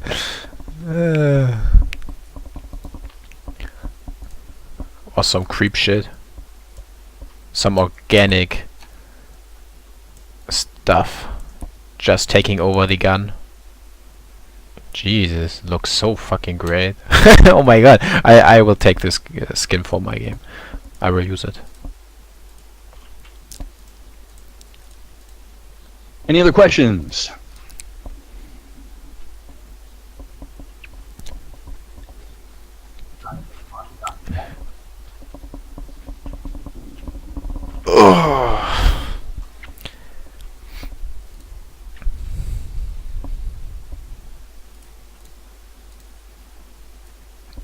Oh yeah, Rage Butt Muffin.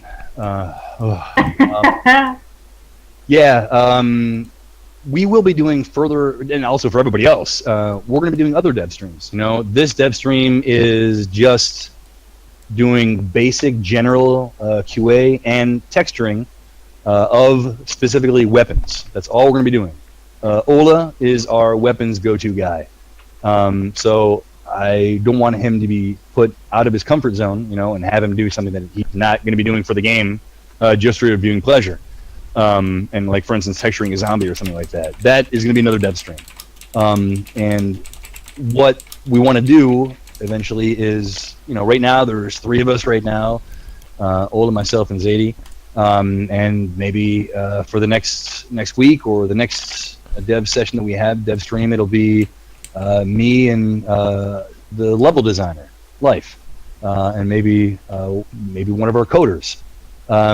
And maybe the next one after that, it'll be one of our 3D character artists, and we'll be looking at him design one of our new characters or texture one of the new characters.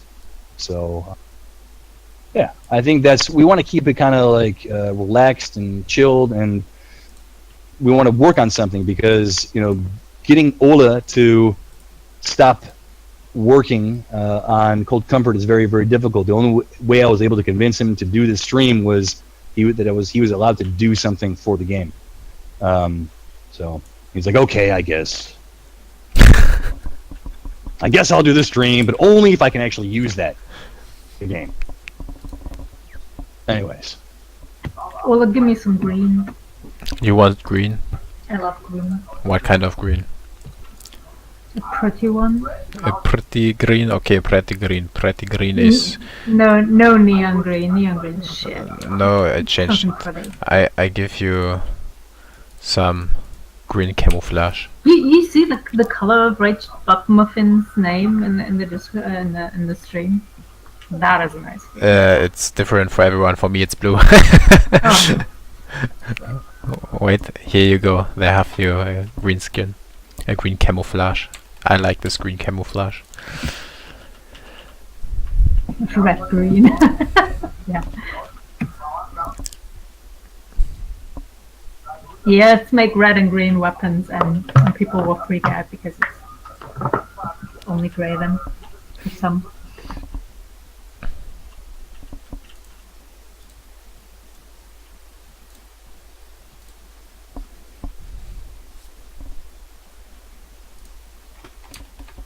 Ooh, that's a classic right there. Wham bam, thank you, ma'am. Me like it. Yeah, we should just do like a bunch of different camos, you know?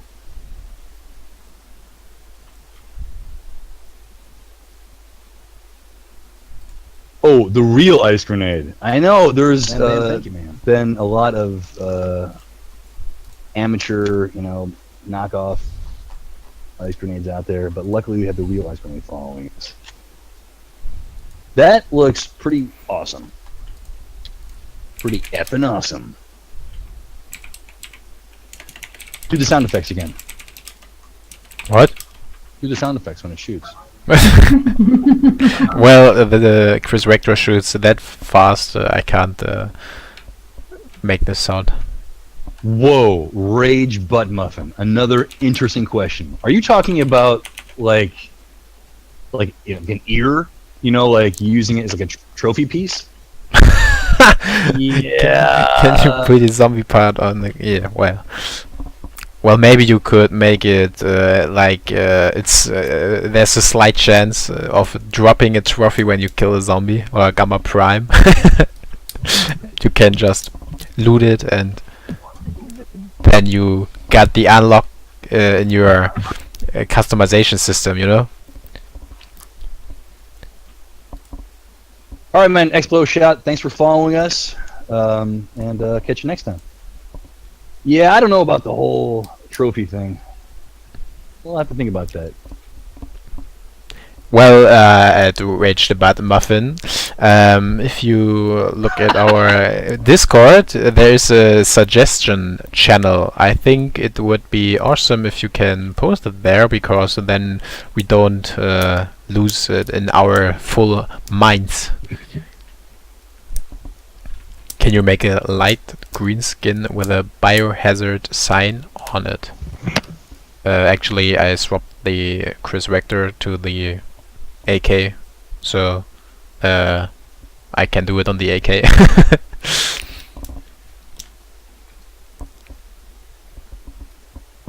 Right, I will just go back to the Vector. Can you save this skin, and then we can have a bunch of to show. What? Save this skin as one viable option, because at the end of the stream, what I'd really like is to have 4 skins to choose from, and giving the Gamma Ultras the first pick of the choice.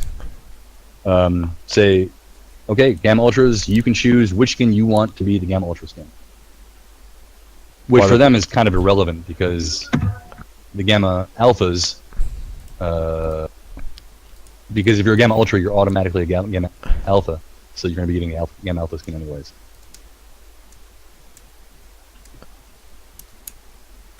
Oh, that's a very good question. Actually, Ice Grenade mentioned that Twitch deletes streams after 14 days. Is that true? I don't know. I don't think so. Not. I think you can change. They get deleted after some time. I actually don't know after how long.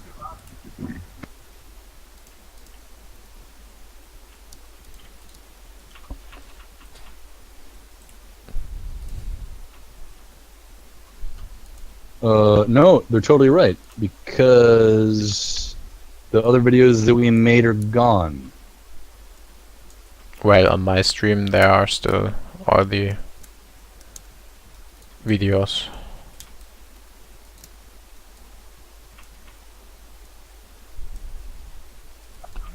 Oh, snap. Oh, that looks nice. The white one looks awesome. Tanaraz, you have to go to go and select automatically archive stream.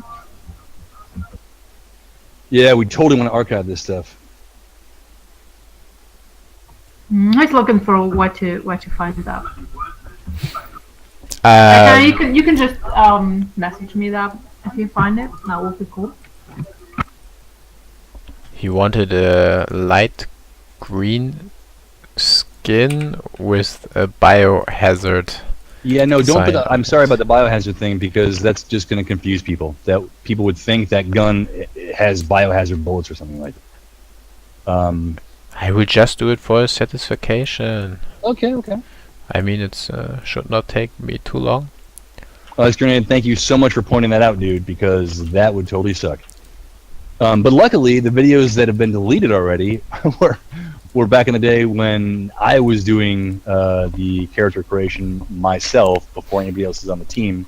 And as Xaiydee can attest, the zombies weren't that good because I'm not a 3D artist. Maybe that was just because, that the picture wasn't that good, or the, object in the picture. Uh-huh. Ooh, that's pretty cool too. That's a sweet green. Maybe not for Hey, Surreal pointed out that we should just upload it to YouTube, which is a very good idea. Same thing, yeah. Make it a highlight. There you go. And Wicko has a question, and he didn't ask it yet. He was politely asking if he can ask his question. Oh, isn't that nice? Oh, how sweet. Oh, sweet. Aw. That's my little baguette. The guy that asked for the skin, is he has left, or is he still here? Is he satisfied? Mr. Leif Vajeko or Vajoko or Vajko or I don't know how to pronunciate this name.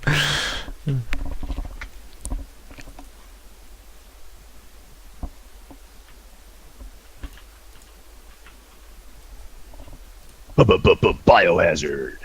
Get the Oh, new Biohazard gun for $19.99 from Cold Comfort.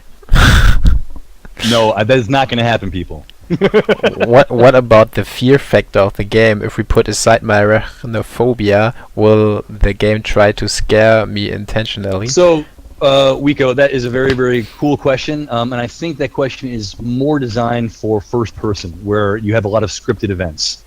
If you're going to be scared, then that fear factor is only going to be due to the fact that you're going to be shitting bricks because you have no idea where Arachna is, which is played by another player.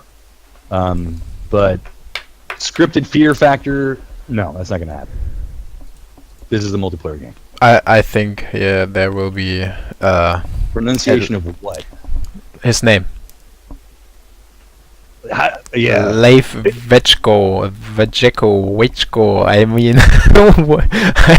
pronounce it, please. Jezza, do it.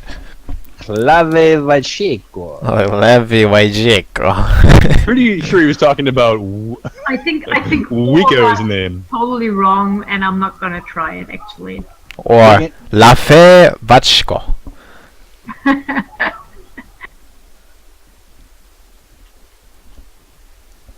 I mean, I only know Okay, Vladimir Klitschko. Can you try to like type in the chat as you would like pronounce it to help us here a little bit?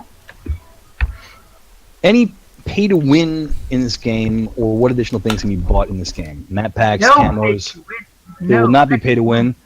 Anything that you can buy will purely be cosmetic. And you can unlock cosmetics too, so it's not only that you buy them. Correct. Our aim is to have every single thing that you can buy is also unlockable through actions, whether that be an in-game action or other types of actions. Don't even try pronouncing your name, or don't even try having.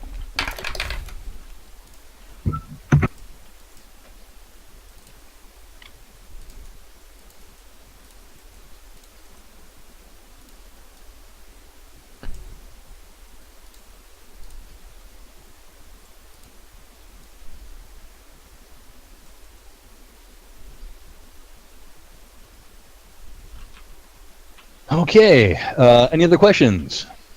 How much is this game going to cost? It's not going to be free to play. It will cost money. It will not cost more. It will not cost more than Battlefield 1 with the DLC. Ah, okay.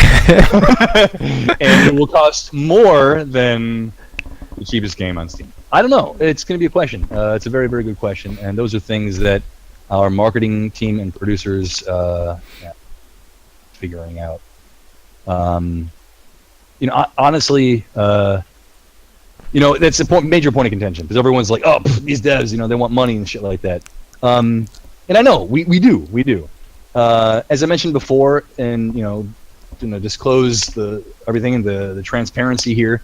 I'm funding this game on my own, and that's not the ideal situation. And I'm lucky enough to find a bunch of people who believe in this concept and are willing to put in the time and effort and blood and sweat and tears to make this game a reality. And this good faith that they have in my initial concept is awesome, but you cannot live on faith alone. And you need to have. I want to be in a position where I can be able to pay people for what they're doing. And the majority of people who have been working on this game for a long time, who are willing to log the hours in the game, are going to be eligible for revenue share. So that means that it's do the work now and you get paid later, more or less. That may very well change if we get a big lump sum of money. Then I can just pay people right out of that big bag, the Donald bag or what's Dagobert Duck. But unless we get a buttload of money from a publisher, or if Kickstarter is super successful, those are funds that are going to be put into the further development and keeping people on board through financial incentives, obviously. So yeah, that's a very good question about the Patron. I'm mispronouncing that one as well, I'm sure. Do you have any other example of indie games that are of our caliber that are doing Patron? I mean, there may very well be those out there, but I personally have seen a lot of shitty games that are being done on Patron, or people that are hobby game developers. I'm not saying we're not hobby game developers, because we are, but we are striving for a certain level of professionalism. And I think having a Patron might give people the wrong idea. But at the same, if we're able to give people a reward tier through a Patron, I don't think that's necessarily a bad thing. The only thing that I would be against having Patron, or even PayPal donations on our Twitch stream, is also that basically, if we are going to be doing a Kickstarter, what's going to prevent people from just saying, well, why should I support them on Kickstarter when I can just as easily do it on Patron or Twitch? And for us as devs, sure, getting a little bit of money here, a little bit of money there, it's okay. But you can't build a nation with money trickling in. You need to have a good, solid financial background and foundation in order to do that. And that's the beauty of Kickstarter. You got 30 days to bang it out, or 90 days if you want, and then you get that money, and with that money you invest it into the production of it. And I think that's the clear-cut way of doing it. I'm not opposed to having Patron or Twitch donations then, if we can have the tiers where people actually are getting something for those donations after the Kickstarter. Patreon. The Patreons. Yes, we shall be perhaps utilizing Patreon in the future. Am I still broadcasting? Gosh. Yes, you Okay, were. I kept hearing myself talking the whole time, not saying anything.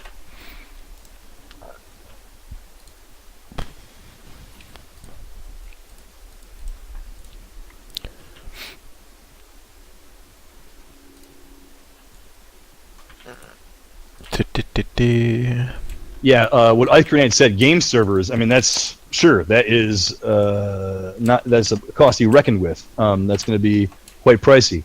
But I mean, geez, there are so many other factors, involved in game development. And we're not very far along in the development process. And this is already cost us a lot of money. So.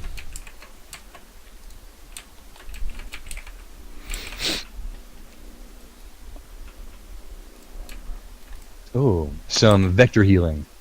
Yes. You shoot and getting healed or not.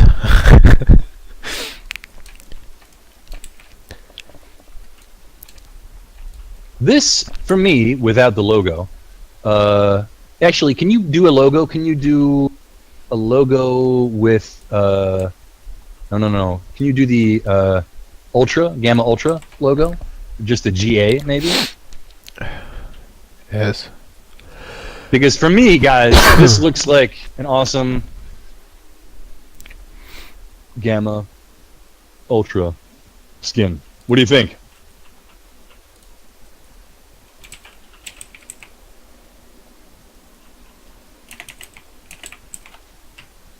I think you put your foot in it there. It's the delay. It's the delay. No, you're right, XF Faith. if you have the correct marketing, you will have a big success. I was in the Discord and found out about it. Yeah, you're totally right. I will have a big success, but success once the game actually comes out. And I think, as we mentioned before about early access, that is way further down along the development pipeline. And I don't want to like say the wrong thing here, but on the scale of now where we are and where we want to be when we finally release it, you know, we have a lot of the groundwork is there. We have a solid foundation, but there are a lot of variables, and a lot of time and effort needs to be invested in to ensure that those milestones that we have are reached. Ooh, I like that font too.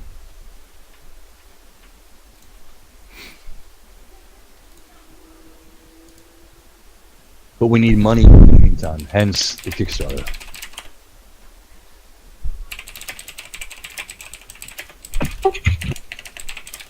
Alright, can't wait to see it. Oh my god! Zombie head, pew pew holder, pew poo. I can't read that one. Pew pew loader. Oh, you got to post that there. Can you post links on Twitch? Nope. I mean, we can post it, but he can't. Okay. I can hear Yeah. it. There. Oh yeah.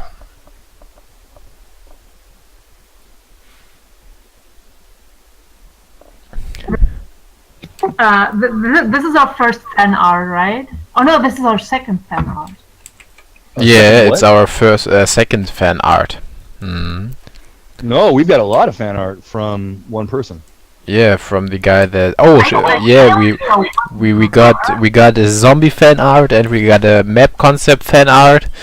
Yeah, we got. We will once we get a bit more. We'll put them all together. Oh, that looks. I think we just need one. I don't know about the location. Can you change the location of the GU?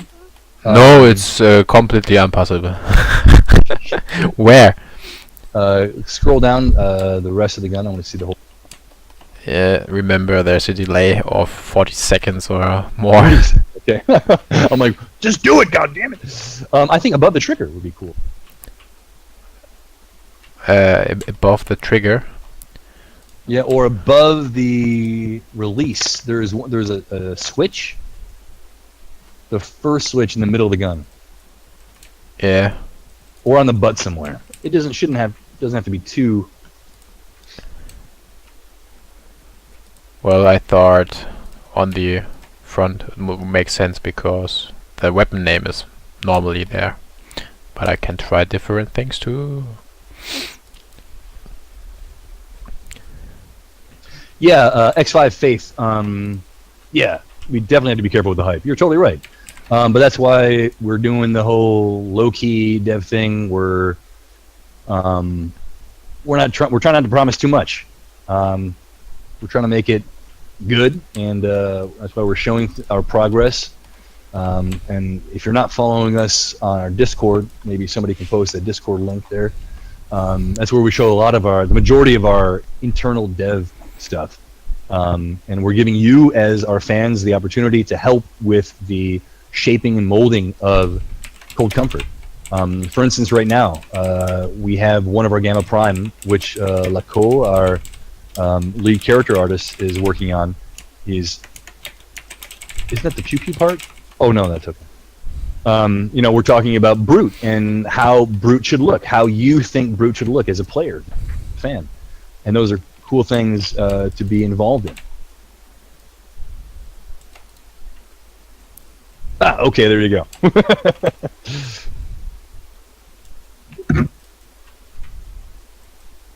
I just placed it now on different locations.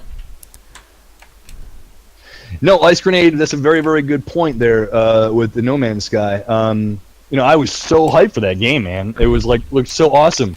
And when you tool around a little bit and you finally get to the space station, and then you think, well, okay, this is okay, then now what? And then it's just like rinse and repeat. And then it was like, I mean, mind you, I did honestly. I had a good, solid 20 hours with that game, and then it just got really, really repetitive for me. Okay, that's a completely different game than this, but for me, when they were talking about being able to be in a multiplayer verse where you can actually end up meeting people, I'm like, well, how cool is that? When I made my first base on a planet, I was like, I'm gonna make this because I'm eventually gonna have my buddies come over and have a cup of joe with me. But no, that didn't happen. I haven't followed it for a while. Maybe that's possible now. But you're right. Promising too much. Goo goo goo goo goo goo goo goo goo goo. Okay. It kind of looks like a Gucci handbag gun. Yeah. It is.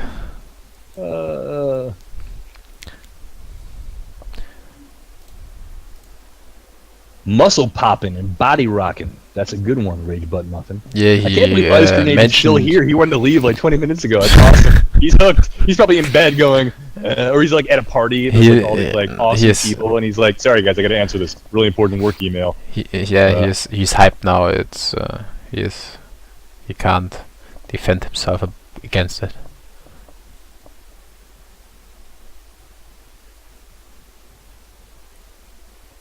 Oh yeah, but one thing, Ice Grenade. One thing I can promise it is that we are going to have multiplayer on release.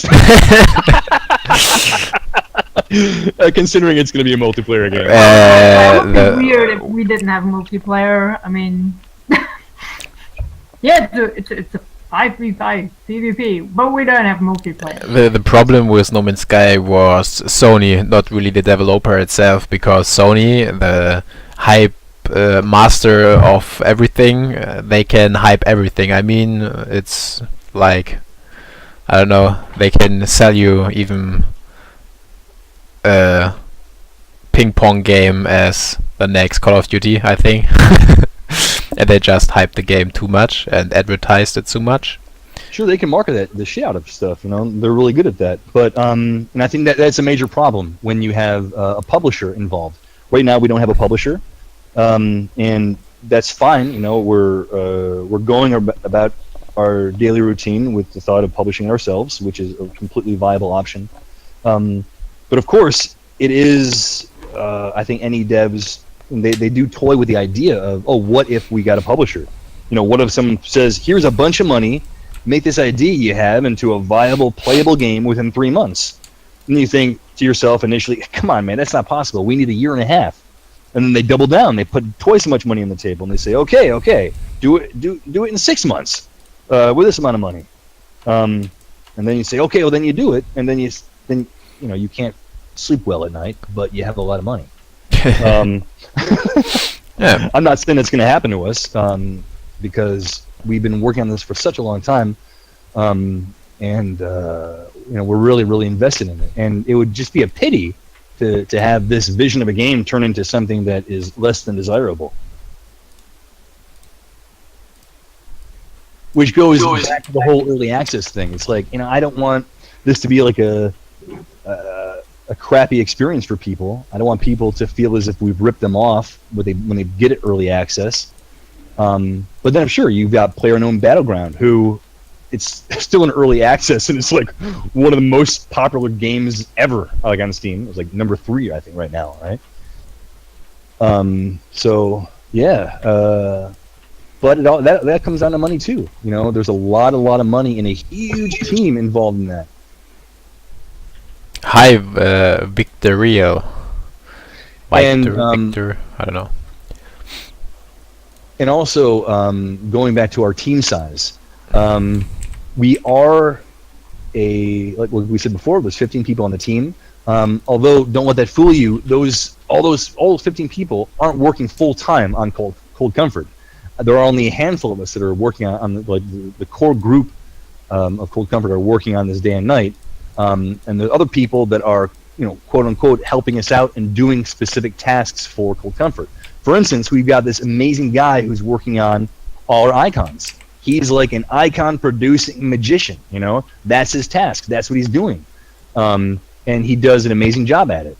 But because I'm not able to pay him, he's got his day job. He's helping us out on the side for rev share. So that's what we're trying to. Those are the circumstances that we're trying to work with. Someone was asking if you had some inspiration from Killing Floor, maybe. If we had some inspiration from Killing Floor, you want to field this question, Ola? Do you have any inspiration from Killing Floor? No, I played it the first game once. I played Killing Floor once as well. I played it maybe 2 nights with my buddies. Did a LAN party with it. It was fun. It was okay. For me, it was a bit too visceral, a bit too over the top, a bit too gory. It was kind of like they took the idea and thought, how can we make this better? And then just added more gore and more gore. Or there's some cool development features that they have in the sense that someone told me that their gore system and their blood splatter system is done in such that basically there is blood throughout every single level. There's blood everywhere, and it's not placed. It's shown then when blood splatters somewhere. So it's from the resource factor. I guess it's a lot easier. At least a lot better. But for me, I don't know. Like when Left 4 Dead 1 came out, man, holy cow, that blew my mind. That game just was like, that was like my go-to game for months on end. And that was like for me, I would have LAN parties at my work, and there would be like, we'd all get there and play Left 4 Dead, hell or high water, at least twice a week. And the cool thing about that is it's a community game, and you're playing against other people then when you're playing against the special infected and stuff. It's really, really cool. But I know too little about Killing Floor to make a real good judgment call on that, because I played it and I was like, it's okay, but moving on. How do you guys do modeling? Yeah, why don't you talk a little bit about your modeling process? Yeah. Hey, the MPG, by the way. Who asked that? Faith. X5. Faith. Yeah, how do I model? Well, I go into Blender. Let me save this before. And then I restart a new file. And then I'm creating everything you saw from these little gray box. Yeah, I mean, I don't know what do you want? I mean, I can tell you about this for the next weeks because it's so much, and yeah. Or do you want to know the workflow, or yeah, I don't know. Be more precise, please.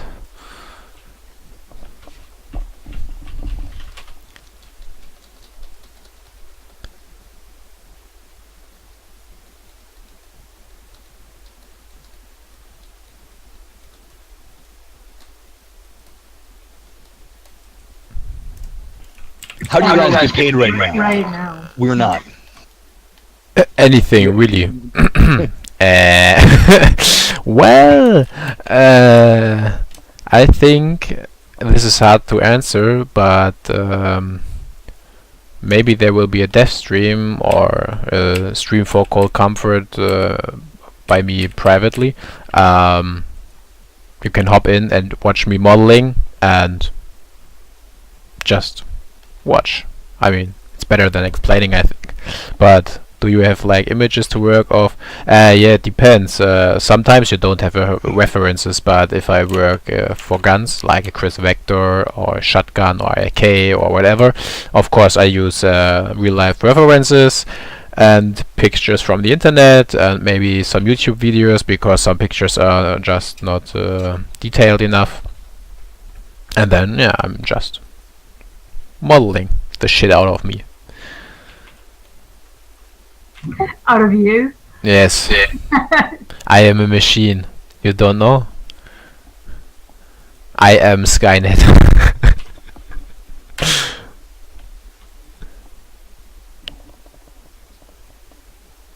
Yeah, Ice Grenade was asking if you what of all that is handmade, or the maps? Is it? That is a very good question as well. Now, obviously, if we had funding and we had a full-fledged team of people working on this full-time, we wouldn't be utilizing pre-made assets. But one of the beauties of game engines is that there are places to get pre-made assets which you can tweak and change and utilize in your game, which really speeds up the whole development process. And there are certain things like I'd say, there are some of the guns that we have as well that are also pre-mades, but the goal is to if we're funded, to make as many custom things as we possibly can, because the more custom they are, the more optimized they are, and that is the most important thing. Not necessarily with a gun, but with anything, because a lot of things that you'll find that are available to purchase for Unreal Engine, they may look amazing. These assets may be pristine. However, they're not made necessarily for game optimization. The amount of vertexes and pixels and polys and whatever they're called are way too many, and a lot of times we'll have to.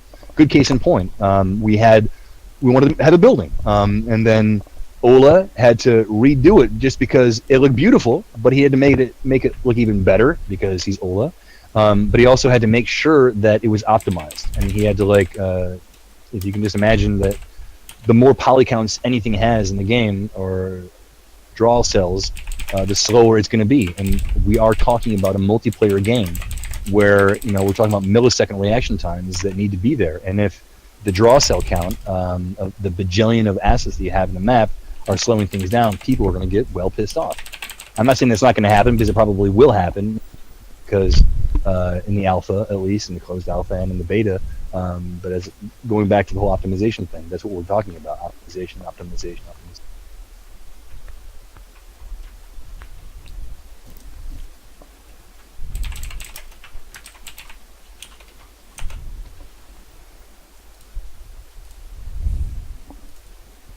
Any other questions?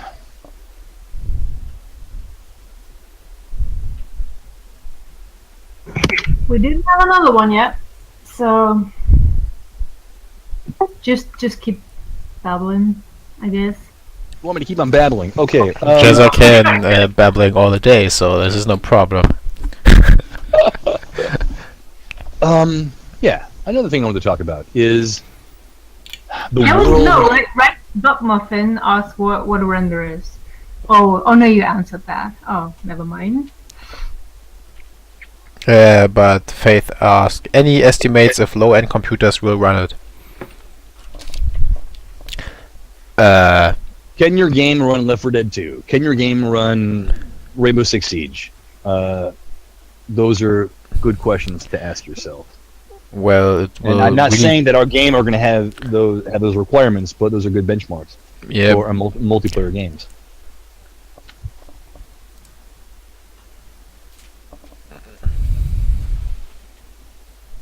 Lave Vajko, when do you want to finish the stream? Very good question as well. Do you need to go to bed? I don't know, man. We're just flying by the seat of our pants here, seeing what happens. I guess we'll end it when we end it. I don't know.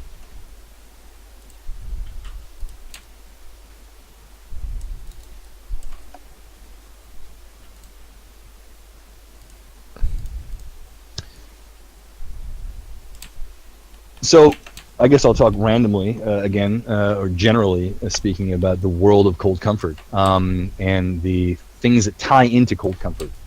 Cold Comfort is first and foremost a 5v5 competitive game where you either play as a human survivor or as a special infected type of zombie, which is called Gamma Prime. That is the sound basis, the framework of the game. There are many other things that tie into Cold Comfort. For instance, we've already recorded our first audio novel, the first episode of our audio novel. It's like an audio play for Cold Comfort. and it takes place in the world of Cold Comfort. It doesn't necessarily follow the exact story of Cold Comfort. So, you know, The Walking Dead and Fear the Walking Dead. It's that type of tie-in. That's something that we will be giving away through achievements, but you can also purchase it as well. The idea is to have one author write 10 episodes of this series, an author who's already written the first one. Yeah, and those are also Kickstarter stretch mark goals. Stretch mark. Please not. Stretch mark. Yes, those are stretch mark goals. Stretch goal. I was like benchmarks and stretch goals, but whatever. Stretch mark goals. I'm gonna use that now. Oh, stretch mark goals. Also, we're gonna be having trading cards on Steam as well. There's also going to be a Cold Comfort app. So all the weapon customizations that we were showing you, you will be able to customize your weapon in the app. So imagine you've been playing Cold Comfort with your buds, you want to go to bed, and you can't get the game out of your head. So you just log on and you check out your stats, the last games you played. Who else is still on? You can also say, fuck, I remember last time when I was playing with Holiday, the shotgun that I was using was pretty awesome, but the new mod that I just unlocked because I killed my thousandth zombie is going to add so much more wow to my game. So I'm going to make sure that I'm going to change my loadout right now on the app, so when I play tomorrow, it'll be there. We're also working on a companion graphic novel, which is also a Kickstarter stretch mark.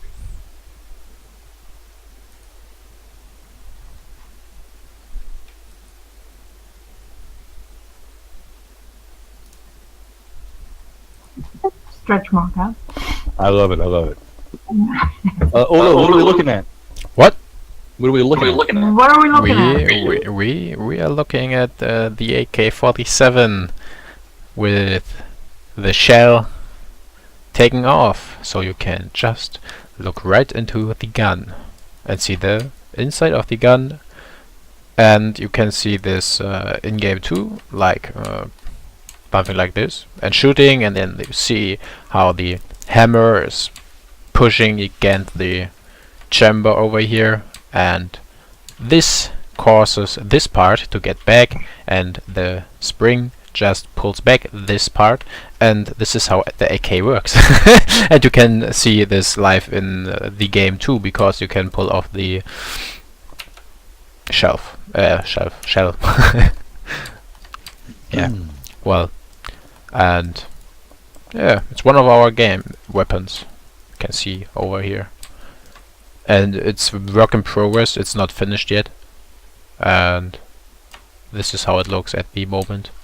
Later on I will add more wear, for example, over here and here, because all the time it's pushing against it, so it's pretty unreasonable if it's not damaged, or at least scratched. Yeah, Ice Grenade brought up a very good point with the mini-map.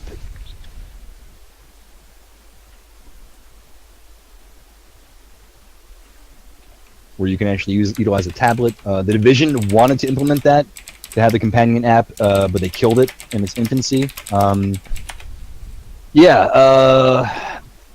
companion app right now is purely going to be for stats and for customization of your character and your weapons and your loadout. That's all that we're going to be able to promise right now. For further in-game usage, I think it's, you know, the Division, it worked for the concept worked for the Division because it's like a sci-fi thing, you know. It also worked for Battlefield, but it's also sci-fi military thing where you have all this hardware. It's possible, but that does not fit into the lore of Cold Comfort necessarily.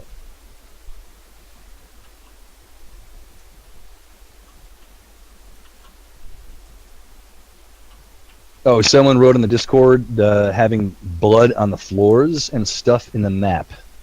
Yes, there will be blood on the floor and stuff in the map. There will be also corpses, and... Or as the French say, corpse. Corpse. I have no idea if that's what they say. Yeah. Maybe I can show again for the people that haven't seen it yet. Something about the weapon customization system. Ice Grenade, yeah, while you're doing that really quick, I just want to answer one question from Ice Sure. Grenade. There will not be a mini-map in the game. We're trying to make the HUD as minimalistic as possible. Yeah, because it really draws the attention away from the game.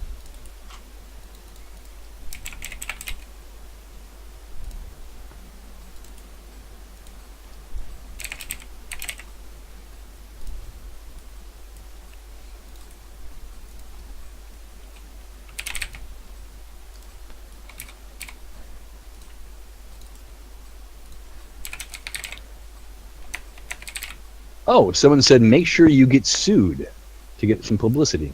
Okay. Mhm.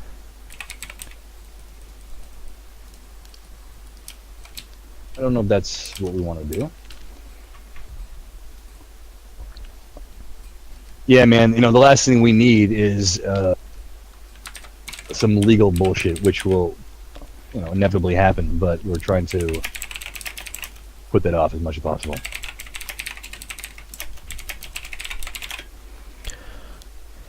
I mean, I can try to show you a render if my PC don't crash now because of the high CPU usage.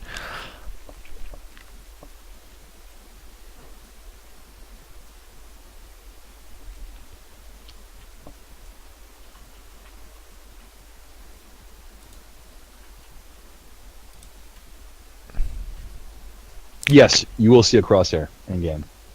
A dynamic crosshair that moves depending on your stance and whether you're running or walking, and your stamina.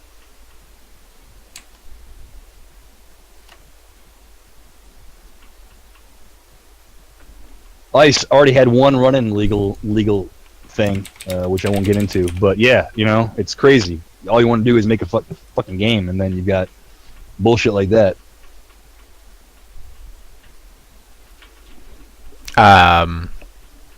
Who was it? Raged Bat Muffin again? This is a render. A render is just to let weapons or models overall, any kind of model, just look even better than without render. It has shadows and calculate all the shadow and lightning stuff that would burn your graphic card if you would do it in real time. Yeah.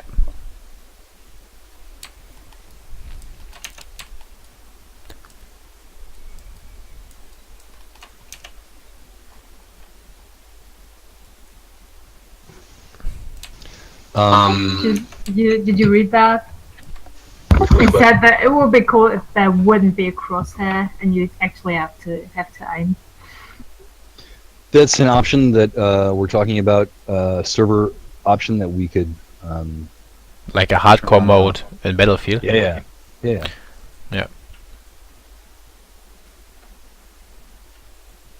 And then you can put in friendly fire too. Another thing that Ice Grenade his question was about tagging. One thing that we have, I shouldn't probably give away too much, but I'm gonna say it because I fucking love it so much. Is Arachna, who, if you haven't seen Arachna, if we can pop up a picture, can you get the last picture of Arachna from the website? Not the picture itself, but the post. Yeah. Give me a second. Website. Okay. And there. Aren't you supposed to fucking model things there? Jesus. No, you keep on modeling. We can just post it in the chat here. But basically, every Gamma Prime has special skills or things that they can do. Just like how every Survivor class has not only their weapons, but what makes them different, their weapons, but also their gadgets. So the Gamma Prime have organic gadgets, if you will. One of Arachna's skills is to lay spider baby eggs.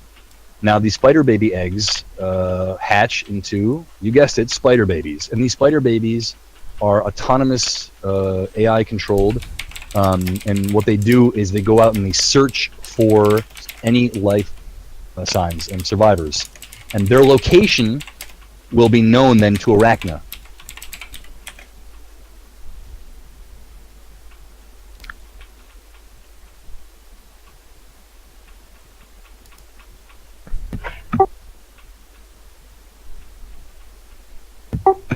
Lacona is there, yeah! What? Following us. Yeah, Laco is online. Oh, there's Laco. Laco, what's up, dude? We're showing you our awesome Gem Prime.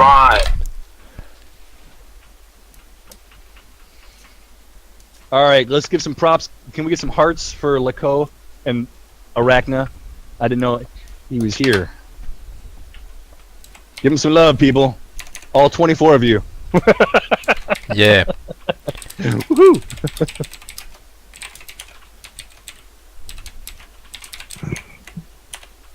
Oh fuck. I missed think it. Great Spot Muffin is gonna have nightmares too soon. Oh, I forgot how PogChamp, only PogChamp was with G. This was RIP.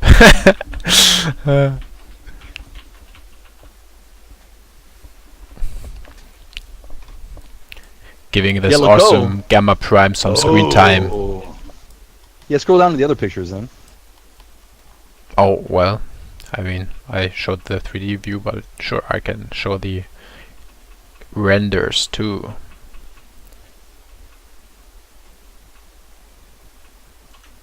So Ice Grenade, team balancing. What are you going to help ensure that people will want to play? Yeah, well, it's pretty simple.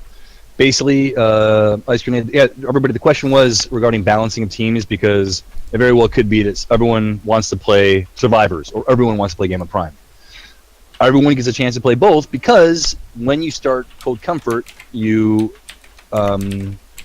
start as a group, so you can form a group and then search for another group. And then, for instance, maybe there's only just the three of us. You know, you, me, and Bob are playing together. And then we form a group. And then what we want to do is our servers are going to look for two other people that maybe have a group. And then they'll put them together in our group. So what we're trying to do is we're trying to get rid of just solo people. We're trying to force people or put people in groups because it's a group game. But once you get in that group, you will be randomly assigned either Gamma Prime or Survivor. And when that match or that round is over with, it'll switch over and you'll get the other team. So Adam ask where we get the inspiration for this game and when we start making the game. And the initial game development for Cold Comfort started in January 2016, which was a while ago. But basically, game development takes time, and as I mentioned before, up until 4 months ago, I was a sole developer on this, and now the team is there's 15 of us, and so we've grown exponentially, obviously, 1 to 15, and yeah, it's been a long journey. Inspiration from the game. I mean, sure, the initial inspiration from the game is I've made no qualms about that, and we've talked about that, it being the quote-unquote illegitimate love child from Rainbow Six Siege and Left 4 Dead. But basically, yeah, I was a diehard Siege player. I loved Siege when it first came out, and I still love it. I'm not as good as everybody else I was playing with at the time because they haven't stopped playing it. That's all they play. But the concept of Siege is great, simply for the fact that there's friendly fire. When you die, and you gotta wait. And the premise, it's for me. There's not enough story in Siege, but let's be honest with ourselves. You know, for a competitive game, 99.9% of the people don't play a competitive game for the story. They play for the game. Yeah, and I think the idea of having Siege and adding zombies, and I'm not saying that idea in itself is Cold Comfort. And I'm also not saying that that idea in itself is an original idea. It's not. But taking game ideas from various sources and putting them together and doing a mashup is what a lot of game developers do. Yeah, very good question. Don't know if I answered your question, but pew pew. That's awesome. So our game's done, basically. Ola, you've done it. You can actually, we're shooting Arachna now.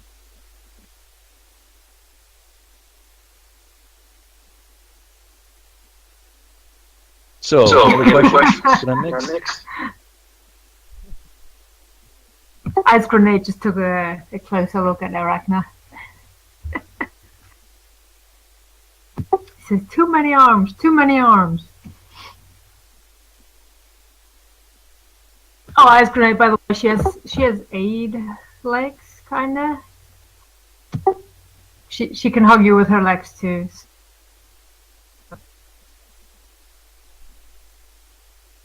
She's just jumping on you and hugging you with 8 legs, arms, or however you want to call them. I thought you just said AIDS, that she had AIDS. Oh, no. How dark is that? No, she Where has did this 8 conversation go? legs or Here I'm arms. reading something and then I come to that. I'm like, what? Yeah, it's to hug you better.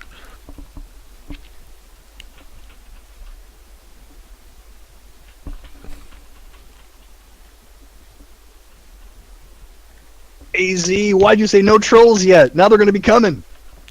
Oh, I'm sorry.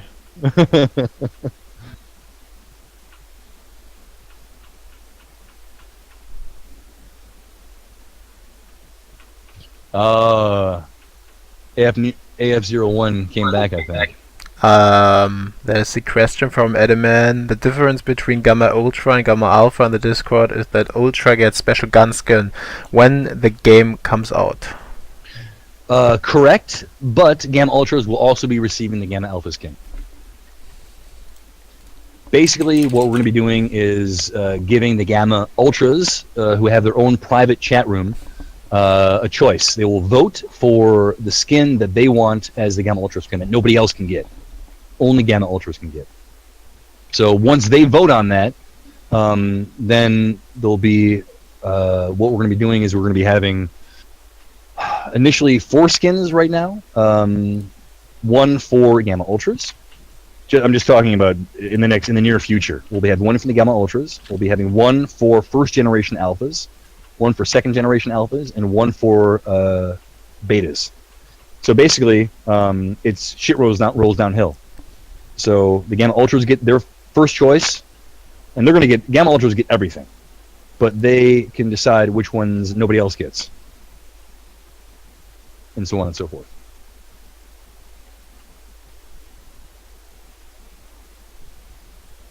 And for those of you who don't know, oh, you're looking at a website that's empty. Oh yeah, but I open up all this stuff to look at. Our awesome white shape Spartan. Yeah. Oh, we can soon just replace Nox. Yes.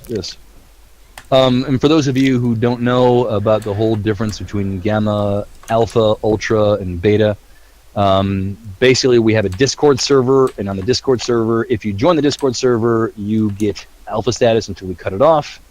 Then you're just a normal pleb. And if you invite 10 other people to our Discord channel with your own private invite, which we can verify and see, then you get Gamma Ultra status. And in the future, there will be other ways of receiving Gamma Ultra status, not just through link invitations.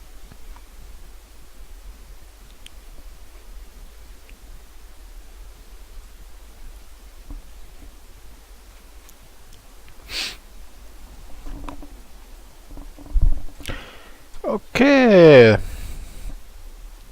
Yeah. Whoa! So we've been streaming for, what, an hour and a half? That's it? We are streaming for 2 hours and 40 minutes. now. It's crazy because the viewer count is like basically remaining the same. People have left and people were like hovering at the 20. Yeah. Which is alright, for our first stream. Jeez, I mean. I mean, it's also a good stream because we don't got the trolls, we got serious people, we got people that really have interest in the game, and I love our community so far. Totally, man. You guys are fucking awesome. And just to think, like 3 weeks ago, we didn't even have a Discord community channel. I'm just impressed that. How many are we at right now, Xaiydee? What? Is Xaiydee still there? I think last time I checked, we were at 550-ish. Yeah, there will be a Jeez. custom soundtrack for the game. Jezza, we are nearly 600 soon. We have 571. Whoa, 507 and crazy in 3 weeks. That's nuts. Well, in 4 days we got the most of all of them. Yeah. So, what would you guys like to see in future dev streams? I mean, is it important for you to see our faces and stuff? I mean, the only thing is, as opposed to other dev studios, as I mentioned before, in the beginning of the stream, we are a remote group. We are from all 4 corners of the globe. So it would have to be with some video software where you could see everybody. And I mean, and also, as my mom said, I'm good enough looking for radio. So I'll post a picture of my face if you want. But I mean, I think it's better just to look at shit that we're doing and how we're doing it. There's a question about soundtracks. Dubstep, yes, totally, 100% dubstep. No, Oh, please not. there will be a custom soundtrack.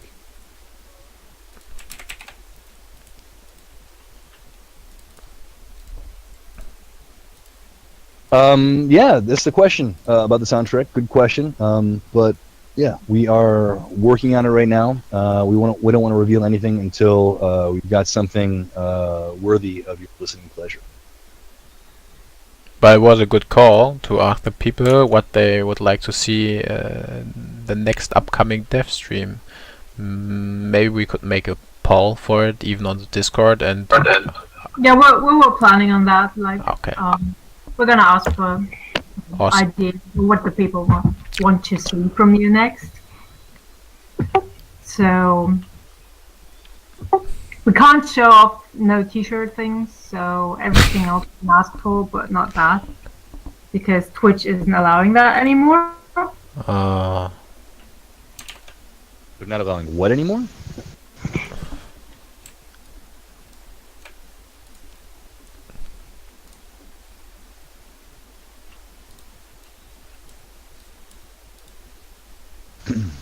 Hello? You guys still there? Yes. Yes, we are. We're breaking up or what? Yeah, you were breaking up. You said Twitch doesn't allow what anymore? No t-shirt streams aren't allowed anymore. Oh, man. Alright. Well, guess you gotta do what you gotta do. Ooh.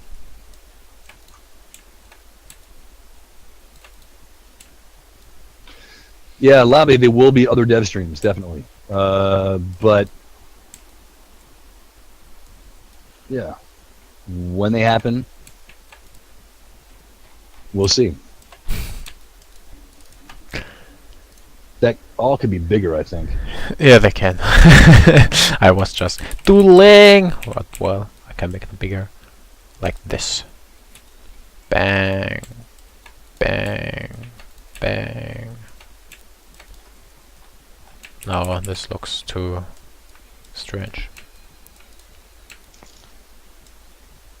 Groups like little clans. The problem is when you open up the possibility for people to customize their weapons and emblems on their own, like for instance how they do in Ghost Recon Wildlands. They were obviously very smart, is because you can only create an emblem based on a set of pre-made assets that are allowed by Ubisoft. So having a clan, obviously, people will be abusing that and writing things that you don't want to necessarily see for clan names and stuff. So yeah, Pandora's box, baby.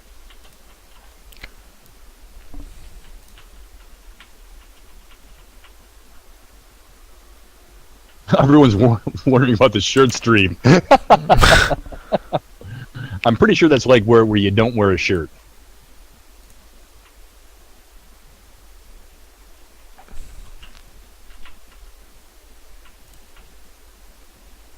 Crazed person has scratched CC into the stock. Of course, give me a minute. I will do it. Just for your satisfaction. That was close. That was close. What? Okay. I'm just kidding.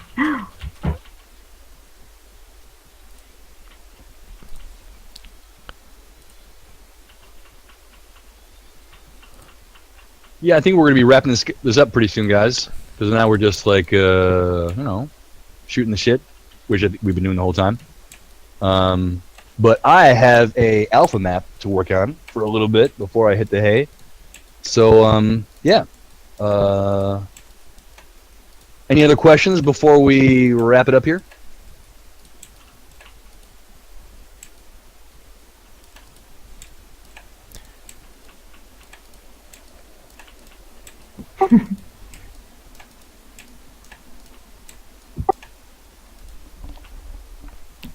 Yeah, I think All right, cool. all people are preparing for bed. Too. Hold on, are you going to stay on and continue streaming? No, I have to take a break because I have prepared this AK for a little bit today. I need a break. I'm online and working on the stream stuff and so on for, I don't know, 14 hours. That's it? Oh, it's the weekend. I'm sorry. Yeah. But you can reach us, as you know, on the Discord all the time, 24/7. Yeah. At least me. And Xaiydee. And Waco. Jezza is sometimes busy with real life. So. That whole real life thing does get noisy. Yeah. You should stop real life. Adam134, we've been doing dev blogs on the website. Maybe Xaiydee can send you a link there. Yeah, we do want to do this on a semi-regular basis. I think realistically, though, we should be aiming for every 2 weeks doing a dev stream and having different team members come on and showcase different things. That's the plan.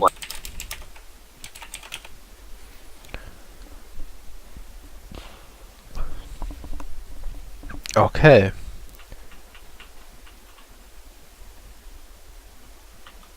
So we are closing this here. Cool. Oh. Hey, thank you so much, everybody, for watching and tuning in. Appreciate really, really much. And thanks for your support. See you on the next stream. Woohoo! Devstream or just called Comfort Stream. And write with us on Discord.